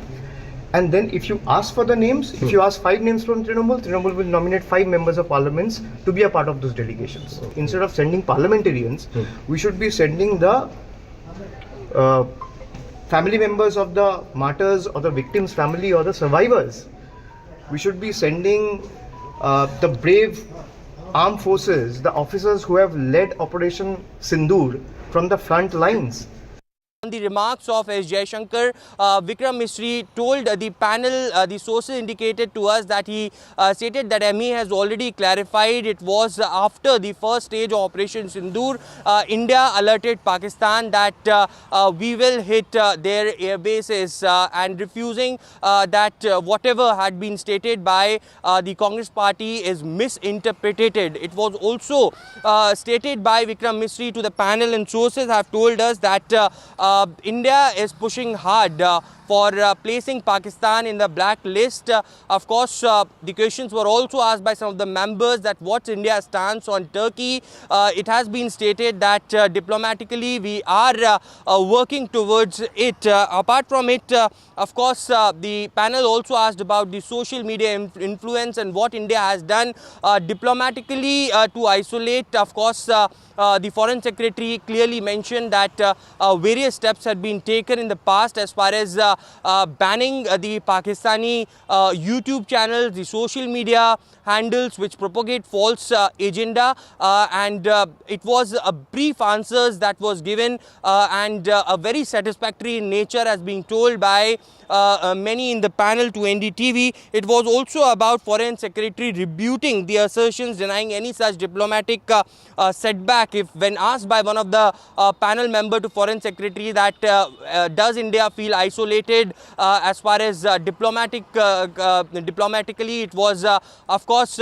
had been told by Foreign Secretary to the panel that now India is reaching out globally and a multi-party delegation is also being sent out. Now, India's stance would be put in front of the entire globe to isolate Pakistan. Also, in a sense, how Pakistan is sponsoring terror from their soil. Lastly, we can confirm to our viewers that tomorrow as well there would be another round of briefing to the MPs who are going across the world by the MEA in Parliament, and later the third round of meeting. Shashi Tharoor at the beginning stated that his delegation is going at last and therefore his briefing, his panel's briefing would be done at a later stage, but those members who are going abroad tomorrow or after that, they would be briefed about how India's position should be put out across the world very strongly in terms of how India had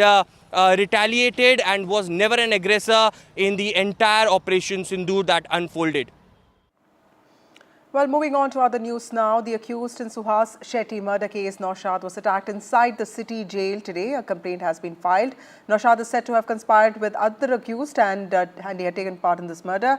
He already has 6 cases registered against him involving murder, attempted murder and also conspiracy for Dakaiti. My colleague Deepak joins us on the phone line. Deepak, Suhas Shetty's murder was one of those events which really shook the city of Mangaluru. He was a Bajrang Dal activist. Tell us what really happened in this regard, because this was the murder, I remember, also prompted the BJP to ask for an NIA probe into this case. Yes, this had created a lot of furor politically. We saw a lot of tension grip the area.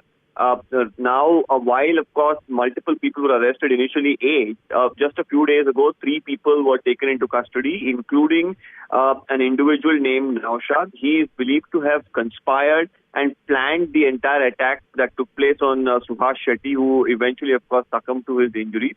Now, as far as what has happened inside Mangaluru jail, the police are saying that, near the quarantine cell section, a few under trial inmates who were standing near the office area started, staring at inmates at the barrack B.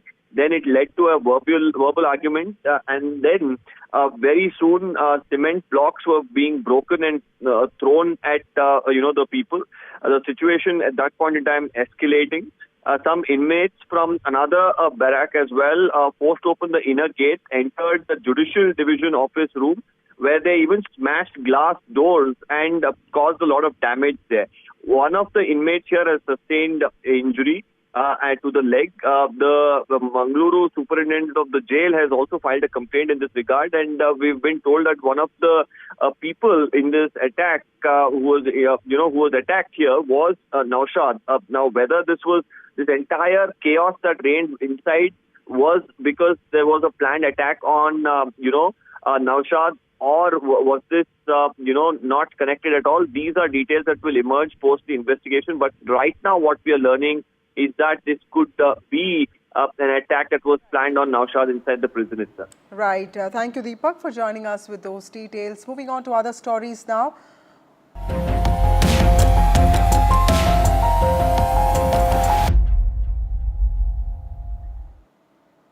Over the past few days, Indian authorities have arrested at least 11 people on suspicions of spying activities for Pakistan, with 2 arrests made over 2 days between Sunday and Monday.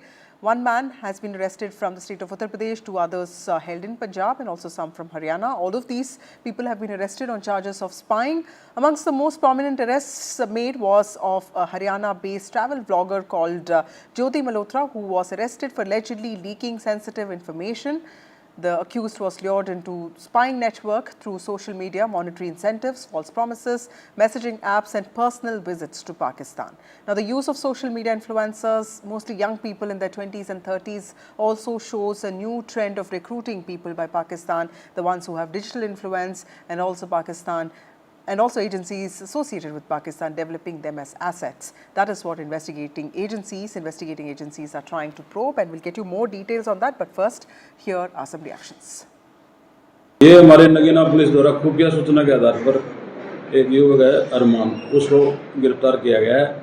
उसके ऊपर ये शक था कि वो पाकिस्तान को सेना की व देश की अन्य खुफिया जानकारियाँ उपलब्ध करा रहा था, जबकि उस टाइम ये था वो आक्रमण का युद्ध का टाइम था, तो उस टाइम वो ये सूचनाएं दे रहा, 2 देश के लिए खतरा सिद्ध हो सकती थी।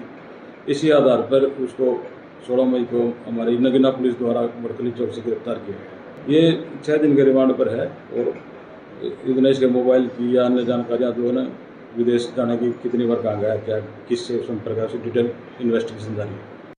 देखिए, बड़ा गंभीर मामला है देश के इसमें, इसकी गहराई से जांच करनी चाहिए, और कोई दोषी है उसको तुरंत कड़ी सजा देनी चाहिए और निर्दोष को नहीं करनी चाहिए। Sir, we have seen a lot of spy. They have been arrested by Punjab police, Haryana police. They are leaking information from India to Pakistan. How do you read this? These are the hidden assets of Pakistan. But these are people who have been lured by what you call honey trap or money trap or whatever. What I'm really worried about is this political class, the leadership, which is acting as a hidden agent of Pakistan, time and again questioning veracity of our victory, veracity of the pain that our army, air forces inflicted on Pakistanis, their air bases. They are asking for proof. In that context, I would request Prime Minister Modi ji to please also form a group of such leaders, and I think including some leaders from Punjab Congress also, who have been questioning time and again since Balakot times, that they should be sent in a delegation form to Pakistan, specifically to Maulana Masood's house, which is still in mourning because of his family members. So said that really realize what has happened. They should be also, I think Pakistan would be very happy to receive them because they are working, talking the same language which Pakistan wants to hear. So maybe they will take them to Sargodha also, other airports also, which are air bases which have been bombed and damaged. Moving on, heavy rainfall since the last 48 hours in Bengaluru has resulted in severe waterlogging in several low-lying areas of the city and putting a halt to daily life in Bengaluru. Many tree branches have fallen off and vehicles broke down during the day, and all of this due to heavy waterlogging causing traffic congestion in the city, which is already known for infamous traffic concerns. In fact, visuals showed people wading through knee-deep water as city's drainage system also failed to cope with the sudden downpour. Streets turned into streams and several vehicles were seen partially submerged. Commuters were also left stranded as public transport services slowed down for a long time. Let's listen into, before that, let's go to my colleague Deepak Bopanna, who has more details on the situation in Bengaluru. Before I could show you the situation at the location that I am in, let me in fact take you through what has happened. It was heavy rains that lashed the city. It has been, rains have been lashing the city over the last few days. What that essentially has done is it has clogged a lot of drains. Now, last night's rain, especially during the VRs around Bomanalli, Silk Board, Electronic City, HBR layout, around Manyata Tech Park, Hebal, Hormao and surrounding areas has left several areas like this completely inundated. Now, I'm standing in HBR layout. You can see how difficult it is for the residents. Many of them not able to get out of their houses right now. They've called for help. Nobody from the civic agency is here. It's 10:30 right now as we record this and report this. And I have been here for the last couple of hours and nobody from, the BPMP is here, the fire department is here. The residents left to fend for themselves. You can see some of them seated outside waiting for help, waiting, hoping that there will be somebody who will come to their, aid. Water has gushed into multiple houses, many of them not able to get breakfast. I just saw a video of an individual from his terrace pass on breakfast to another neighbor because nobody is able to cook because their appliances are gone, their furniture is gone, water has entered their houses. Now at least 2 to 3 feet of water has reduced. I'm going to request a gentleman here to allow us to show pictures from his house. Right now they're using various things in their house to try to pull out the water, but of course it's not going to be easy right now. I'm going to ask Govind to come here, show us these pictures. आप बता सकते हैं कि पानी कब आया? How bad is the situation? कल 11 बजे से बारिश आ रहा है. कल 11 बजे बहुत बारिश है. आज का नहीं है, कल का नहीं है.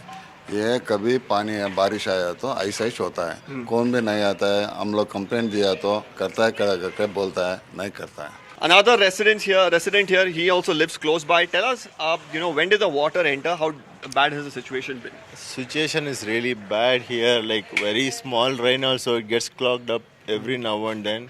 So the authorities raised the parapet wall of the stormwater drain here. After that, the blockage has started increasing actually. More than the reduction of the flooding, it has increased day by day. So I don't know what was the idea behind doing such new innovations. Which didn't really help. Actually.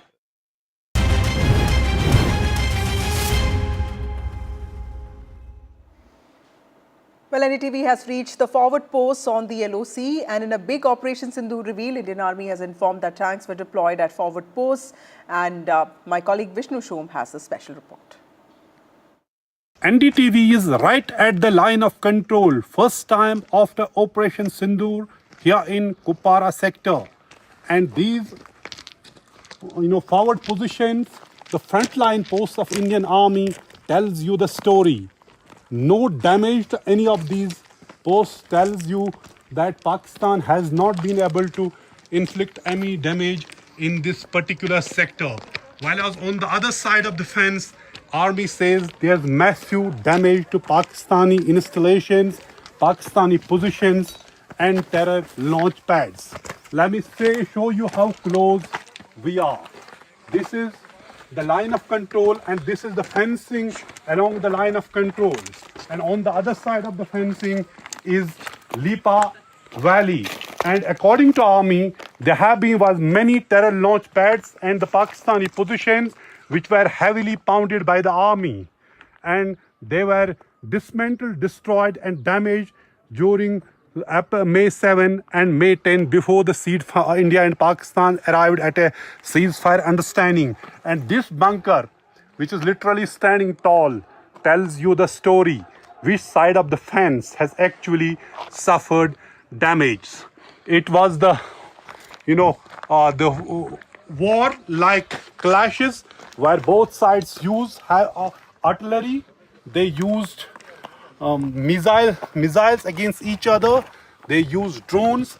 But army here is saying most of the missile strikes from Pakistan and drones were neutralized before they could hit any target here in this particular sector. And army is also maintaining that there was zero casualty on soldiers, on army during Operation Synindhur in this particular sector, while as our Pakistani side suffered many casualties. So this is the place where army says Pakistani positions were targeted from here without any damage to these Indian positions or the soldiers here at the line of control. So this is the situation of the Operation Synindhur. We're able to reach here and see in this really far off, the last post of the Indian army along the line of control tells the story how things have played out during Operation Synindhur, which India says is a new normal. If there's any terror attack in future, that would be considered as an act of war. So army is saying here they are in a state of alertness, and Operation Synindhur may have been halted. It's not over. That's why we are also wearing these bulletproof gear here at LOC, because nobody is sure, even as ceasefire is maintaining since May 10 after India and Pakistan agreed on ceasefire understanding. Here at the line of control with cameraman Amir, Nazir Masoodi for NDTV. Now, Vice President Jagdeep Dhankar has strongly criticized Supreme Court over its handling of the cash recovery case at the residence of Justice Yashwant Verma. He said, and I quote, "No FIR has been lodged to date. We are a nation governed by the rule of law, and every institution must be accountable before the law. There must be a revisitation as the country waits for answers. It can't wait any longer.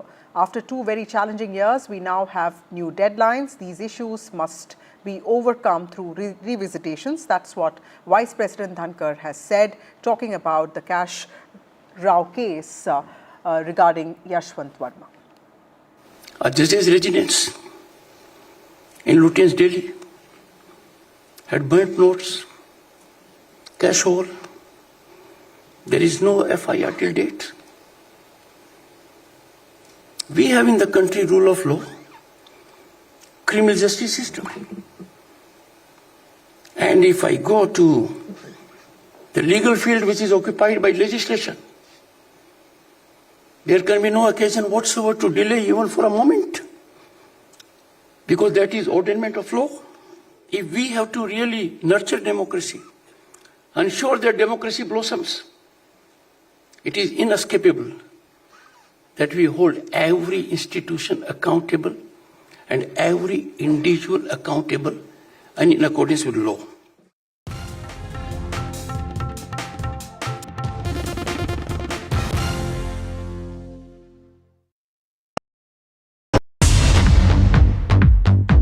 More news that matters. Big exclusive.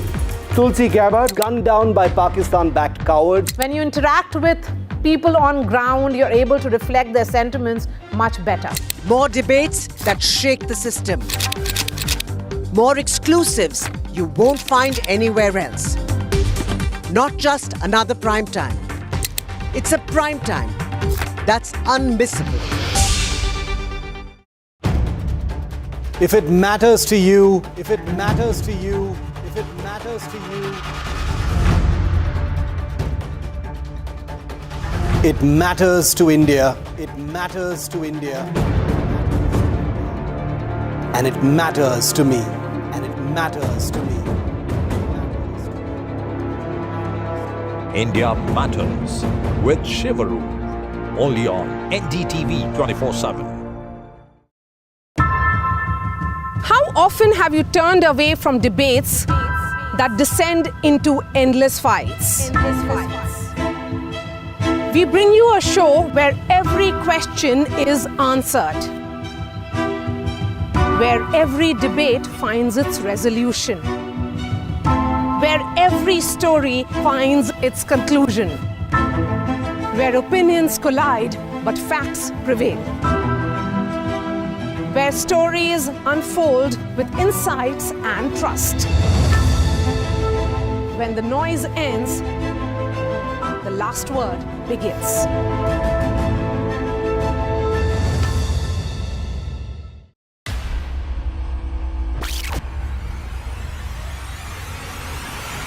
The last 1 month, if you see, the share prices of Genzol Engineering has fallen more than 58%. Why are the rating firms calling the debt payments as default? We have two credible credit rating agencies on March 4th coming and downgrading the stock to D. Statements are consistently being proven wrong, and transactions are being taken place which are different from what they were originally pictured to be. The company claimed it would roll out 6,400 electric vehicles. But what it has rolled out is a shocking scam. Funds meant for the project were funneled allegedly back to the promoters, the Junkie brothers. What did the money buy? Not EVs, of course, but a lavish flat in Gurgaon's luxurious DLF Carmelias.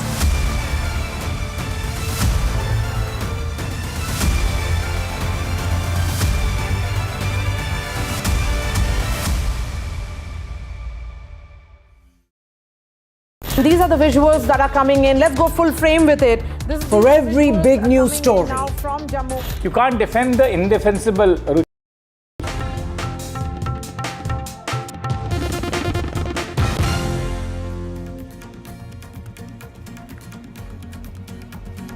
Foreign Secretary Vikram Misri briefs Parliamentary panel on external affairs. Sources say that Vikram Misri has talked about Trump having no role in the truce that exists between India and Pakistan. He's also said that conventional warfare was on and there was no nuclear signaling by Pakistan. This was a very, very thorough discussion. Many of the MPs had thoughtful questions to ask. There was even a desire to have a resolution expressing solidarity with the Foreign Secretary in the face of the unwarranted attacks. There's a nationwide crackdown on spies for Pakistan. 12 suspected spies have been arrested. 6 are from Haryana, 5 from Punjab and 1 from Uttar Pradesh. Heavy rain cripples the city of Bengaluru yet again. 3 deaths have been reported. Traffic gridlock and roads submerged.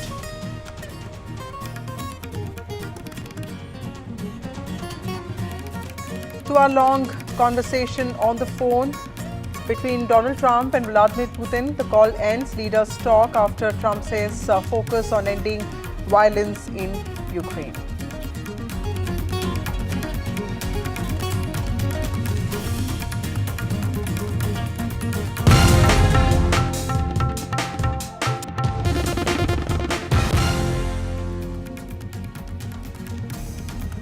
US President Donald Trump held a lengthy phone conversation with Russian President Putin today, discussing ways to end the war in Ukraine. In fact, the conversation lasted for over 2 hours, is what we understand. And the Russian president has reportedly emphasized the need for what he calls compromises that suit both sides. And this is before a ceasefire that can be reached. He has also expressed support for a peaceful resolution. He has also signaled readiness to work with Kyiv on a memorandum paving the way for future peace talks. President Trump, meanwhile, spoke briefly on the phone with Ukrainian President Zelensky as well. And this was before the call that he made to President Putin. States set forth his position regarding the cessation of hostilities and the truth. On my behalf, that Russia also wants a peaceful resolution of the Ukraine crisis. by the way, contacts between the participants in the Istanbul talks, they resumed. So this gives us hope that overall we're headed in the right direction. Now, Foreign Secretary Vikram Misri told a parliamentary panel today that India's conflict with Pakistan was always in the conventional domain and that there was no nuclear signaling by Pakistan. Vikram Misri, who led Centre's briefing on India's Operation Synindhur, has reiterated that the decision to arrive at a ceasefire understanding was reached at a bilateral level with no third-party mediation. And this was even as panel members raised repeated assertions by the United States of America on its role in stopping the 4-day-long military conflict between India and Pakistan. The panel also unanimously condemned the trolling of Foreign Secretary Vikram Misri and also praised his professional conduct, is what we understand. Let's look at some reactions. The fact is that this was a very, very thorough discussion. Many of the MPs had thoughtful questions to ask. There was even a desire to have a resolution expressing solidarity with the Foreign Secretary in the face of the unwarranted attacks upon him. He himself requested there should be no resolution, but it was a unanimous sentiment of the committee that he has performed good service for the nation and we all stand with him. And that was not a formal resolution, but it was definitely the wish of everyone. We have had a good discussion and we are parting, as you can see, in very positive spirit. As for the parliamentary delegation of members are concerned, I have said this in the afternoon, that the centre cannot decide unilaterally who will go from which party. They have to ask for names, they have to call and arrange for wider deliberations with all political parties, especially with the political parties belonging to the opposition camp. And then if you ask for the names, if you ask 5 names from Trinamool will nominate 5 members of parliaments to be a part of those delegations. Instead of sending parliamentarians, we should be sending the family members of the martyrs or the victims' family or the survivors. We should be sending the brave armed forces, the officers who have led Operation Synindhur from the front lines. On the remarks of S. Jaishankar, Vikram Misri told the panel, the sources indicated to us that he stated that ME has already clarified it was after the first stage of Operation Synindhur, India alerted Pakistan that we will hit their air bases and refusing that whatever had been stated by the Congress party is misinterpreted. It was also stated by Vikram Misri to the panel, and sources have told us that India is pushing hard for placing Pakistan in the black list.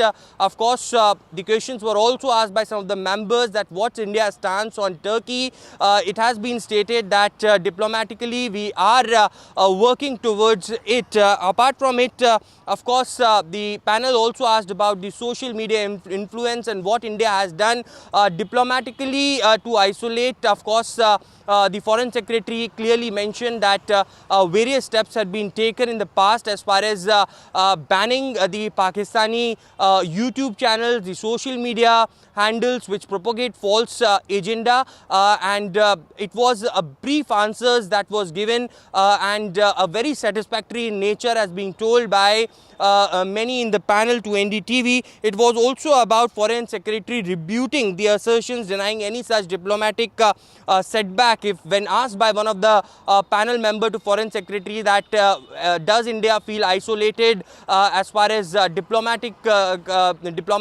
it was of course had been told by Foreign Secretary to the panel that now India is reaching out globally and a multi-party delegation is also being sent out. Now, India's stance would be put in front of the entire globe to isolate Pakistan. Also, in a sense, how Pakistan is sponsoring terror from their soil. Lastly, we can confirm to our viewers that tomorrow as well there would be another round of briefing to the MPs who are going across the world by the MEA in Parliament and later the third round of meetings. Shashi Tharoor at the beginning stated that his delegation is going at last and therefore his briefing, his panel's briefing would be done at a later stage, but those members who are going abroad tomorrow or after that, they would be briefed about how India's position should be put out across the world very strongly in terms of how India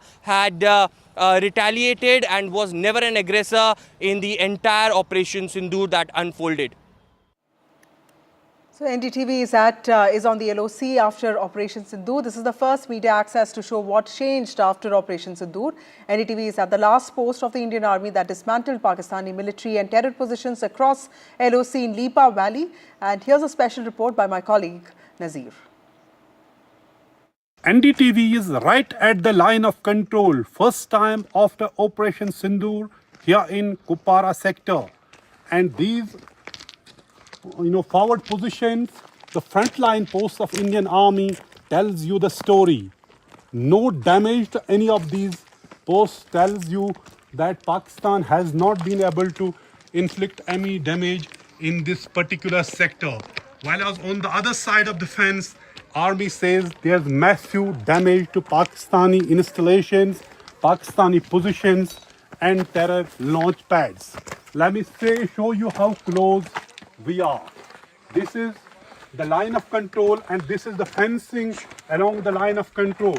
And on the other side of the fencing is Lipa Valley.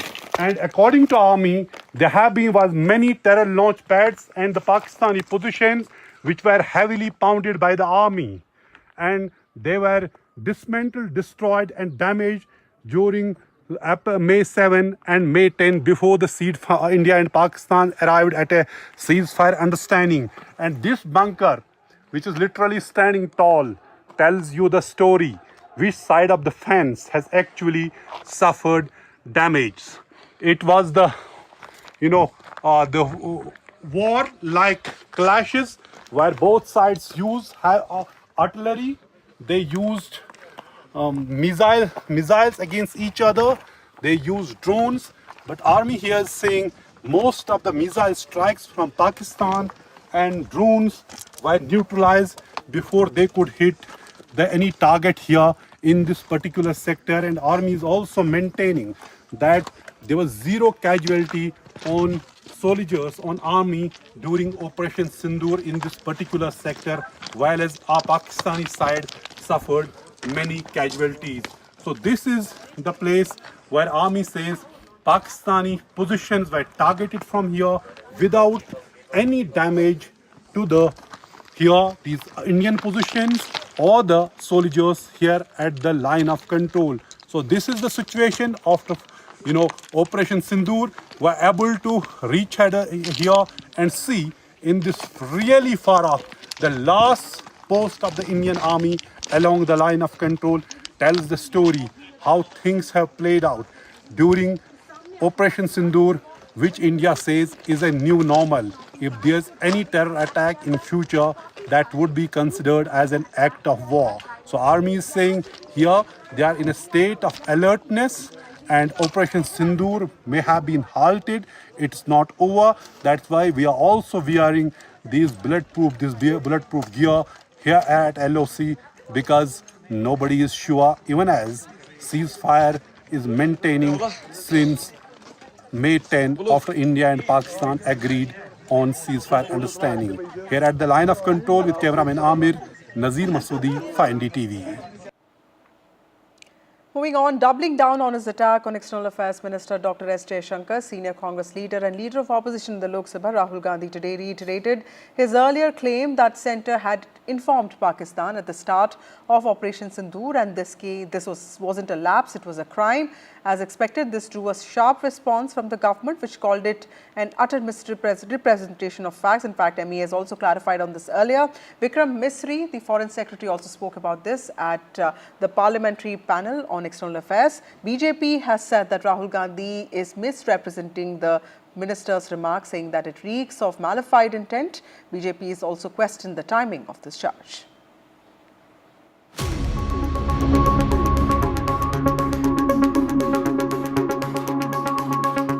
at the start of the operation, we had sent a message to Pakistan saying we are striking at terrorist infrastructure. We are not striking at the military. So the military has an option of standing out and not interfering in this process. They chose not to take that good advice. A remark about messaging. Read by Leader of Opposition Rahul Gandhi as an actual message sent to Pakistan before Operation Synindhur began. Rahul Gandhi has accused External Affairs Minister of committing what he terms a crime, informing Pakistan at the start of India's attack, resulting in the loss of an Indian aircraft. Rahul Gandhi reiterated the question, how many fighters has India lost? The Ministry of External Affairs was quick to fact-check Rahul Gandhi, calling out the utter misrepresentation of facts. There were warnings at the start of the operation, but none before. And these were alluded to at the joint briefing after Pakistan was put in its place.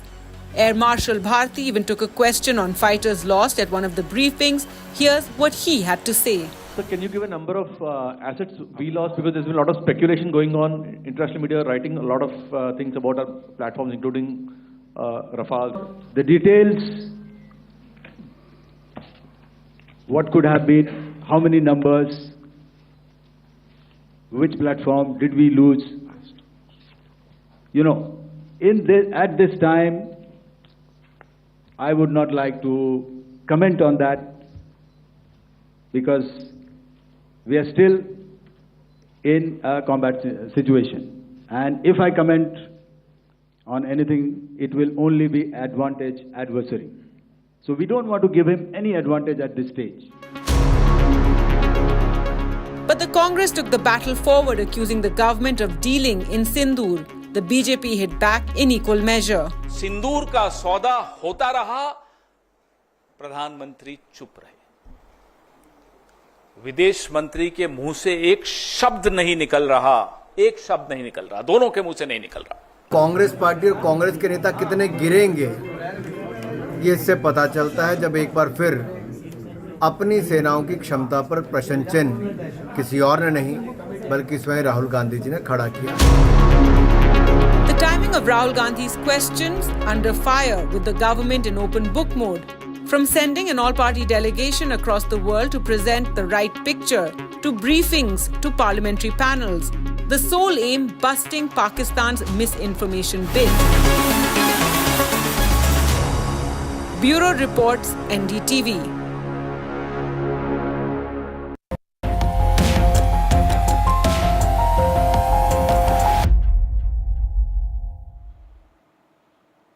Meanwhile, over the past few days, Indian authorities have arrested at least 11 people on suspicions of spying activities, and this was specifically for Pakistan, with 2 arrests made over the last 2 days between Sunday and Monday.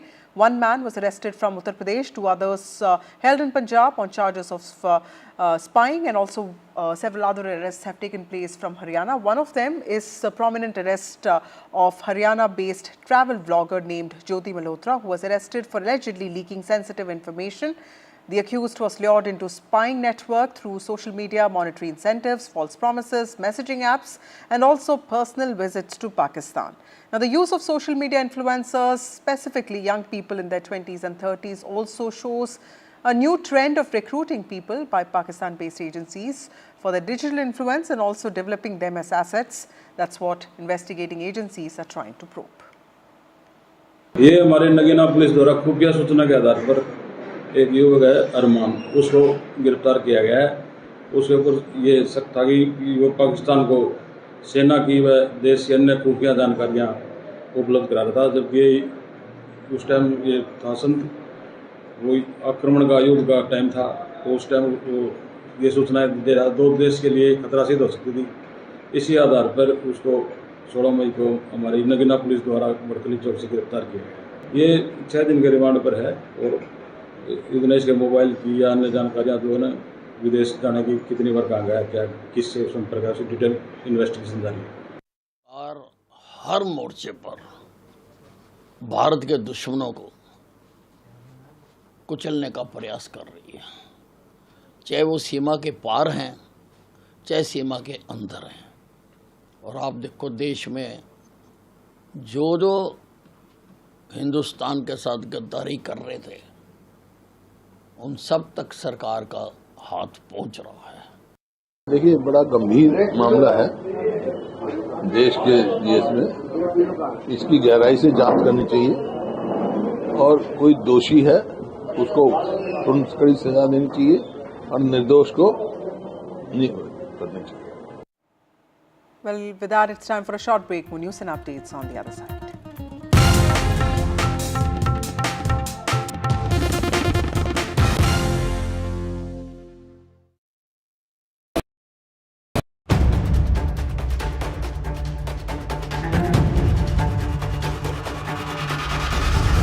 If it matters to you, if it matters to you, if it matters to you,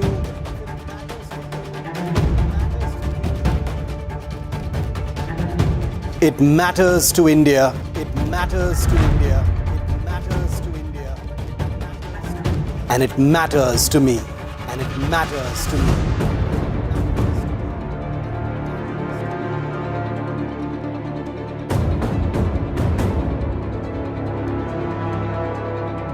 India Matters with Shivaru, only on NDTV 24/7.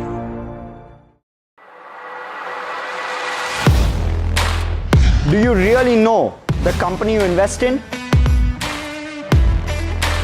What is the real picture behind presentations and claims? Is the outlook as rosy as the company claims? Know Your Company, powered by NDTV Profit Research, shines a light on the biggest stock market movers.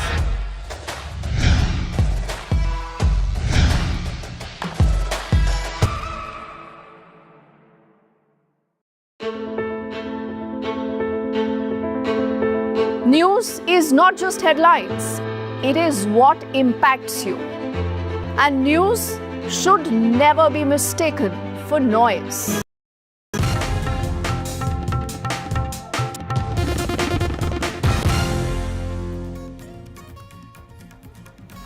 Welcome back. Heavy rainfall since the last 48 hours in Bengaluru has resulted in severe waterlogging in several parts of the city, and this has also put a halt to daily life in Bengaluru. In fact, many tree branches have fallen off and vehicles have broken down due to the heavy waterlogging that has been witnessed across the city. This has also caused traffic congestion in some parts of the city that's already known for its infamous traffic concerns. Visuals showed people wading through knee-deep water as city's drainage system failed to cope with the sudden downpour. In fact, streets also turned into streams and several vehicles were seen partially submerged. Commuters were also left stranded as public transport system slowed down for quite a bit of quite some time. In fact, my colleague Deepak Bopanna sent us this report in the evening. ಮಳೆ ಬರಲಿ ಅಂತಾನೆ ಪ್ರಾರ್ಥನೆ ಮಾಡೋದು. ಹೆಚ್ಚಿಗೆ ಮಳೆ ಬಂದಷ್ಟು ಸರ್ಕಾರಕ್ಕೆ ಎಷ್ಟು ಲಾಭ ಇದೆ ಅಂತ ನನಗೆ ಗೊತ್ತಿದೆ. ನಾನೊಬ್ಬ ಪವರ್ ಮಿನಿಸ್ಟರ್ ಆಗಿದ್ದವನು. ಆ ಮಳೆ ಬಂದ್ರೆ ನಿಮ್ಮ ಡ್ಯಾಮ್ ತುಂಬಿದ್ರೆ ರೈತರ ಸಮಸ್ಯೆ ಎಷ್ಟಾಗ್ತಿರುತ್ತೆ. ಇವತ್ತವರೆಗೂ ಒಂದೇ ಒಂದು ಸಣ್ಣ ಇನ್ಸಿಡೆಂಟ್, ಒಂದು ಡೆತ್ ಬಗ್ಗೆ ನನಗೊಂದು ಮಾಹಿತಿ ಇದೆ. ನಾನು ನಿನ್ನೆ ರಾತ್ರಿ ಬಂದೆ. ನಿನ್ನೆ ರಾತ್ರಿ ಕೂಡ ಮಳೆ ಬಂತು, ಎಲ್ಲೂ ಏನು ಯಾವ ಆಘಾತನೂ ಆಗಿಲ್ಲ. ಇವತ್ತು ಕೂಡ ಏನಂತ ಎಲ್ಲ ಕೂಡ ಈಗಾಗಲೇ ನಮ್ಮ ಅಧಿಕಾರಿಗಳು ವಾರ್ಫುಟ್ ಅಲ್ಲಿ ಇದ್ದಾರೆ. ಕೆಲವು ಜಾಗದಲ್ಲಿ ಮಳೆ ಬಂದಾಗ ಪರ್ಮನೆಂಟ್ ಆಗುವಂಥದ್ದು, ಕೆಲವು ಕೆಳಗಡೆ ಮನೆಗಳು ಕಟ್ಟಿರೋ ಜಾಗಗಳಿದೆ. ಈಗ ನಾನು ಮುಖ್ಯಮಂತ್ರಿಗಳು ಇದಾದ್ಮೇಲೆ ನಾನು ಮುಖ್ಯಮಂತ್ರಿಗಳನ್ನ ಮಾತಾಡ್ತೀನಿ. ನಾನು ಇಲ್ಲೇ ಇರಬೇಕು ಅಂತ ಬಂದಿದ್ದೆ. ನಾನು ಇಲ್ಲೇ ಬಂದು ವಾಸ್ತವ ಬಿಡಬೇಕು ಅಂತೇಳಿ ನನ್ನ ಟ್ರಂಕು ಬಟ್ಟೆ ಬರೀ ಎಲ್ಲ ತಗೊಂಡು ಬಂದ್ಬಿಟ್ಟಿದೆ. ಈಗ ನಾನು ವಾಪಸ್ ಹೋಗ್ತಾ ಇದ್ದೀನಿ. ಈಗ ಹೋಗ್ತಾ ಇದ್ದೀನಿ. ನಾನು ಚೀಫ್ ಮಿನಿಸ್ಟರ್ ಇಬ್ರು ಸೇರಿ ಕೆಲವು ಜಾಗಗಳನ್ನ ವಿಸಿಟ್ ಮಾಡ್ತಾ ಇದ್ದೀನಿ. Before I could show you the situation at the location that I am in, let me in fact take you through what has happened. It was heavy rains that lashed the city. It has been, rains have been lashing the city over the last few days. What that essentially has done is it has clogged a lot of drains. Now, last night's rain, especially during the VRs around Bomanalli, Silk Board, Electronic City, HBR layout, around Manyata Tech Park, Hebal, Hormao and surrounding areas has left several areas like this completely inundated. Now, I'm standing in HBR layout. You can see how difficult it is for the residents. Many of them not able to get out of their houses right now. They've called for help. Nobody from the civic agency is here. It's 10:30 right now as we record this and report this.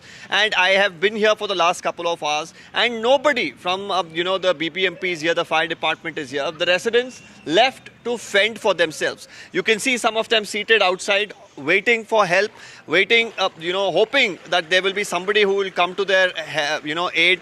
Water has gushed into multiple houses. Many of them not able to get breakfast. I just saw a video of an individual from his terrace pass on breakfast to another neighbor because nobody is able to cook because their appliances are gone, their furniture is gone, water has entered their houses. Now at least 2 to 3 feet of water has reduced. I'm going to request a gentleman here to allow us to show pictures from his house. Right now they're using various things in their house to try to pull out the water, but of course it's not going to be easy right now. I'm going to ask Govind to come here, show us these pictures.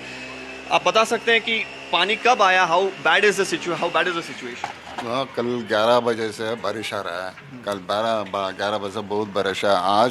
आज का नहीं है, कल का नहीं है. ये कभी पानी बारिश आया तो ऐसा ही होता है. कौन भी नहीं आता है. हम लोग कंप्लेंट दिया तो करता है, करके बोलता है, नहीं करता है. Another resident here, he also lives close by. Tell us, when did the water enter? How bad has the situation been? Situation is really bad here. Like very small rain also it gets clogged up every now and then. So the authorities raised the parapet wall of the stormwater drain here. After that, the blockage has started increasing actually. More than the reduction of the flooding, it has increased day by day. So I don't know what was the idea behind doing such new innovations. Which didn't really help. Actually. Well, US President Donald Trump has had a lengthy conversation with Russian President Putin. In fact, he has discussed ways to end the war in Ukraine. And this conversation, what we understand, lasted for over 2 hours. Putin reportedly emphasized on the need on what he calls compromises that would suit both sides before a ceasefire could be reached, while he has also expressed support for a peaceful resolution, signaled readiness to work with Kyiv on a memorandum that could pave the way for future peace talks. This lengthy conversation also saw President Trump speaking briefly on the phone. Before that, he spoke briefly on the phone with Ukrainian President Zelensky, and this was before he made that call to President Putin. Nick Harper, who reports for NDTV, joins us now. Nick Harper, tell us about the key takeaways from this call, which was seen as high stakes for Donald Trump, and also what does this mean for President Putin? Well, high stakes indeed. Now, there had been some thinking going into this call that Donald Trump was going to push for a 30-day ceasefire, something that Ukraine had already agreed to, that the US and the EU had backed up. From this post on social media that Donald Trump has just put out, there does not seem to be a suggestion that that 30-day ceasefire had been proposed, spoken about, or agreed to. But what Donald Trump does say is that during that 2-hour phone call with President Vladimir Putin, the tone and the spirit, in Donald Trump's words, were excellent. He says he believes the call went very well. He also says that negotiations between the two sides, so between Russia and Ukraine, will begin immediately. However, he doesn't give precise details of when or where those negotiations will begin. But he does suggest that the Vatican might be willing to host those negotiations. So Donald Trump's message seems very strong, very supportive, very optimistic that negotiations will be getting underway immediately. But I think it lacks some of the details that many people will be looking for. Exactly who will take part in the negotiations? Will it be the leaders of the two countries? Will it be President Vladimir Putin and President Volodymyr Zelensky of Ukraine? Will the EU be involved? Will the US also have part in those negotiations? And then, of course, the location. It could potentially be the Vatican, but it's unclear if it will be there and when things will get underway. But certainly an optimistic tone from the US president off the back of this call. Right. Also, Nick, the timing of these diplomatic efforts, because Ukraine has said that this is also Russia. This is also a time when Russia has launched its largest drone barrage against Ukraine since the war began in February 2020. So tell us, 2022, what does this mean for Ukraine specifically, and also Russian media reporting that Russian president would agree on a memorandum that could pave the way for future talks? Would that be something that that could also bring lasting peace?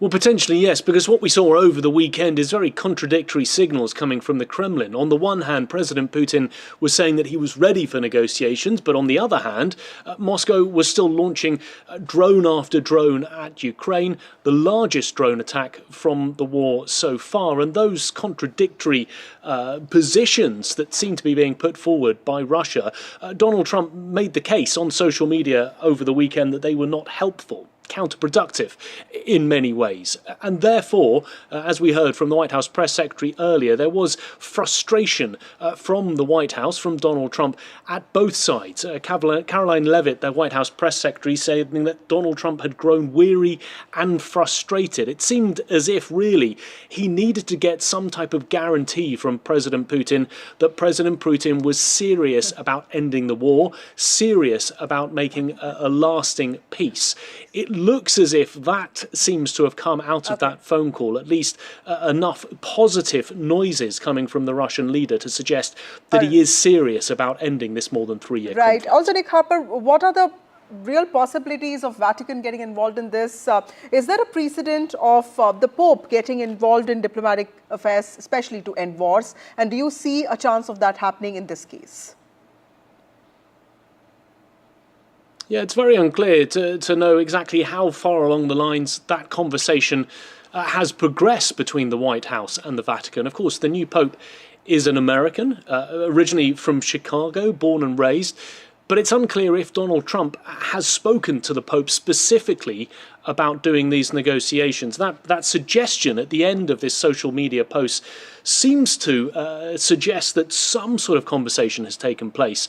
But it would undoubtedly show that there is a willingness, a determination from the Vatican to ensure that there is peace on the European continent. But unclear at this stage exactly how the Vatican would facilitate those negotiations. Right. Thank you, Nick Harper, for joining us with those very important details. 2-hour-long phone conversation that was held between US President Donald Trump with Russian President Putin today, discussing ways to end the Russia-Ukraine war. With that, it's time for a short break. More news and updates on the other side.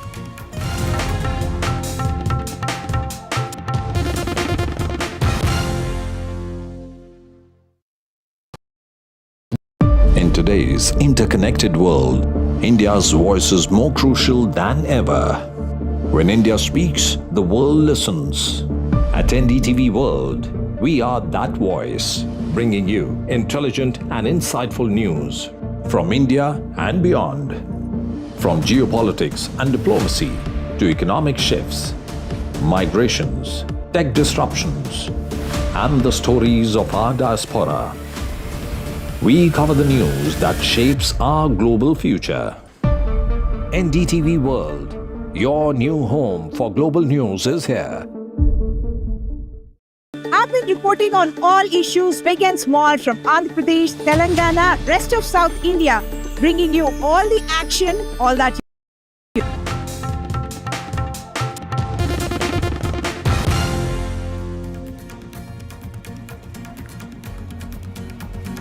Foreign Secretary Vikram Misri briefs Parliamentary panel on external affairs. Sources say that Vikram Misri has talked about Trump having no role in the truce that exists between India and Pakistan. He's also said that conventional warfare was on and there was no nuclear signaling by Pakistan. This was a very, very thorough discussion.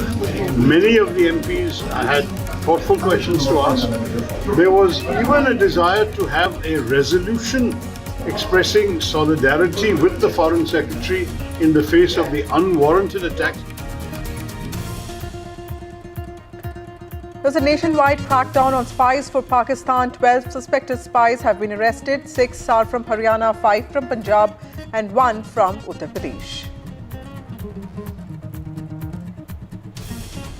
Heavy rain cripples the city of Bengaluru yet again. 3 deaths have been reported, traffic gridlock and roads submerged.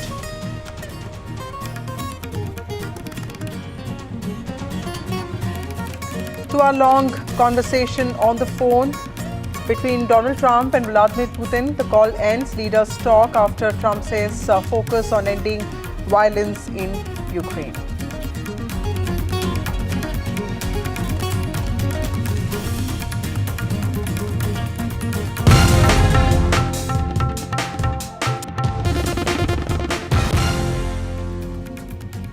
Now, Foreign Secretary Vikram Misri told a parliamentary panel today that India's conflict with Pakistan was always in the conventional domain and that there was no nuclear signaling by Pakistan. Vikram Misri, who led Centre's briefing on India's Operation Synindhur, has reiterated that the decision to arrive at a ceasefire understanding was reached at a bilateral level with no third-party mediation. And this was even as panel members raised repeated assertions by the United States of America on its role in stopping the 4-day-long military conflict between India and Pakistan. The panel also unanimously condemned the trolling of Foreign Secretary Vikram Misri and also praised his professional conduct, is what we understand. Let's look at some reactions. The fact is that this was a very, very thorough discussion. Many of the MPs had thoughtful questions to ask.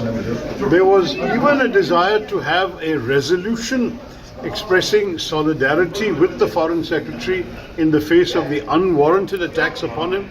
He himself requested there should be no resolution, but it was a unanimous sentiment of the committee that he has performed good service for the nation and we all stand with him. And that was not a formal resolution, but it was definitely the wish of everyone. We have had a good discussion and we are parting, as you can see, in very positive spirit. As for the parliamentary delegation of members are concerned, I have said this in the afternoon, that the centre cannot decide unilaterally who will go from which party. They have to ask for names, they have to call and arrange for wider deliberations with all political parties, especially with the political parties belonging to the opposition camp. And then if you ask for the names, if you ask 5 names from Trinamool will nominate 5 members of parliaments to be a part of those delegations. Instead of sending parliamentarians, we should be sending the family members of the martyrs or the victims' family or the survivors. We should be sending the brave armed forces, the officers who have led Operation Synindhur from the front lines. On the remarks of S. Jaishankar, Vikram Misri told the panel, the sources indicated to us that he stated that ME has already clarified it was after the first stage of Operation Synindhur, India alerted Pakistan that we will hit their air bases and refusing that whatever had been stated by the Congress party is misinterpreted. It was also stated by Vikram Misri to the panel, and sources have told us that India is pushing hard for placing Pakistan in the black list. Of course, the questions were also asked by some of the members that what's India's stance on Turkey. It has been stated that diplomatically we are working towards it. Apart from it, of course, the panel also asked about the social media influence and what India has done diplomatically to isolate. Of course, the Foreign Secretary clearly mentioned that various steps had been taken in the past as far as banning the Pakistani YouTube channels, the social media handles which propagate false agenda, and it was a brief answers that was given and a very satisfactory in nature as being told by many in the panel to NDTV. It was also about Foreign Secretary rebuting the assertions, denying any such diplomatic setback. If when asked by one of the panel member to Foreign Secretary that does India feel isolated as far as diplomatically, it was of course had been told by Foreign Secretary to the panel that now India is reaching out globally and a multi-party delegation is also being sent out. Now, India's stance would be put in front of the entire globe to isolate Pakistan. Also, in a sense, how Pakistan is sponsoring terror from their soil. Lastly, we can confirm to our viewers that tomorrow as well there would be another round of briefing to the MPs who are going across the world by the MEA in Parliament, and later the third round of meeting. Shashi Tharoor at the beginning stated that his delegation is going at last, and therefore his briefing, his panel's briefing would be done at a later stage. But those members who are going abroad tomorrow or after that, they would be briefed about how India's position should be put out across the world very strongly in terms of how India had retaliated and was never an aggressor in the entire Operation Synindhur that unfolded. So NDTV is on the LOC after Operation Synindhur. This is the first media access to show what changed after Operation Synindhur. NDTV is at the last post of the Indian Army that dismantled Pakistani military and terror positions across LOC in Lipa Valley. And here's a special report by my colleague Nazir. NDTV is right at the line of control, first time after Operation Synindhur here in Kupwara sector. And these forward positions, the frontline posts of Indian Army tells you the story. No damage to any of these posts tells you that Pakistan has not been able to inflict any damage in this particular sector. While on the other side of the fence, Army says there's massive damage to Pakistani installations, Pakistani positions and terror launch pads. Let me show you how close we are. This is the line of control and this is the fencing along the line of control.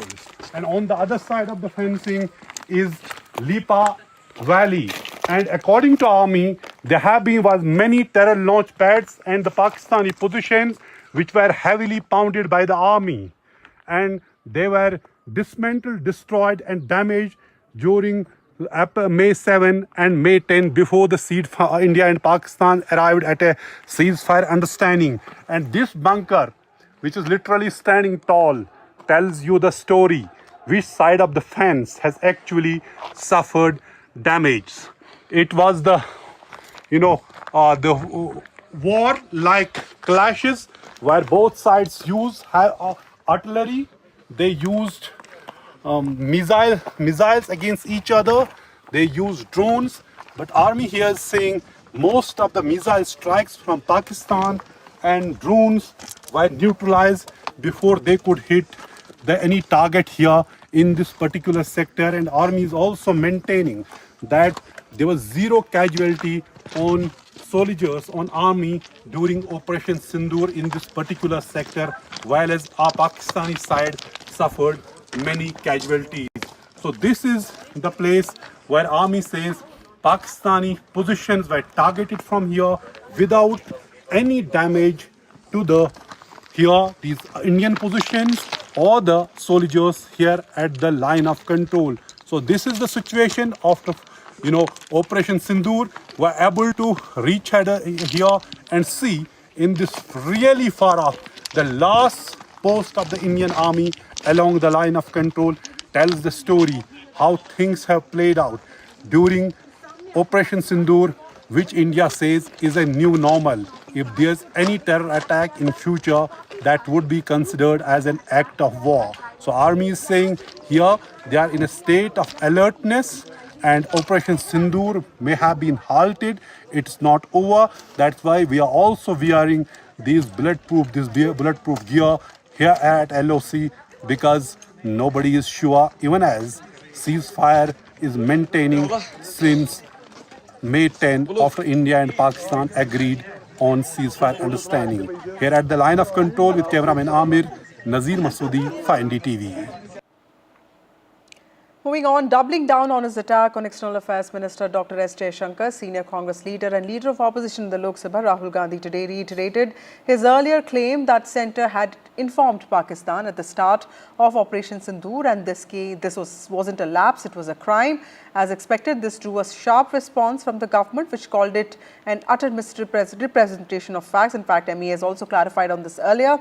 Vikram Misri, the Foreign Secretary, also spoke about this at the Parliamentary panel on External Affairs. BJP has said that Rahul Gandhi is misrepresenting the minister's remarks, saying that it reeks of malified intent.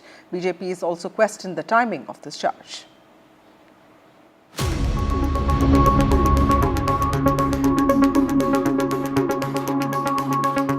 At the start of the operation, we had sent a message to Pakistan saying we are striking at terrorist infrastructure. We are not striking at the military. So the military has an option of standing out and not interfering in this process. They chose not to take that good advice. A remark about messaging. Read by Leader of Opposition Rahul Gandhi as an actual message sent to Pakistan before Operation Synindhur began. Rahul Gandhi has accused External Affairs Minister of committing what he terms a crime, informing Pakistan at the start of India's attack, resulting in the loss of an Indian aircraft. Rahul Gandhi reiterated the question, how many fighters has India lost? The Ministry of External Affairs was quick to fact-check Rahul Gandhi, calling out the utter misrepresentation of facts.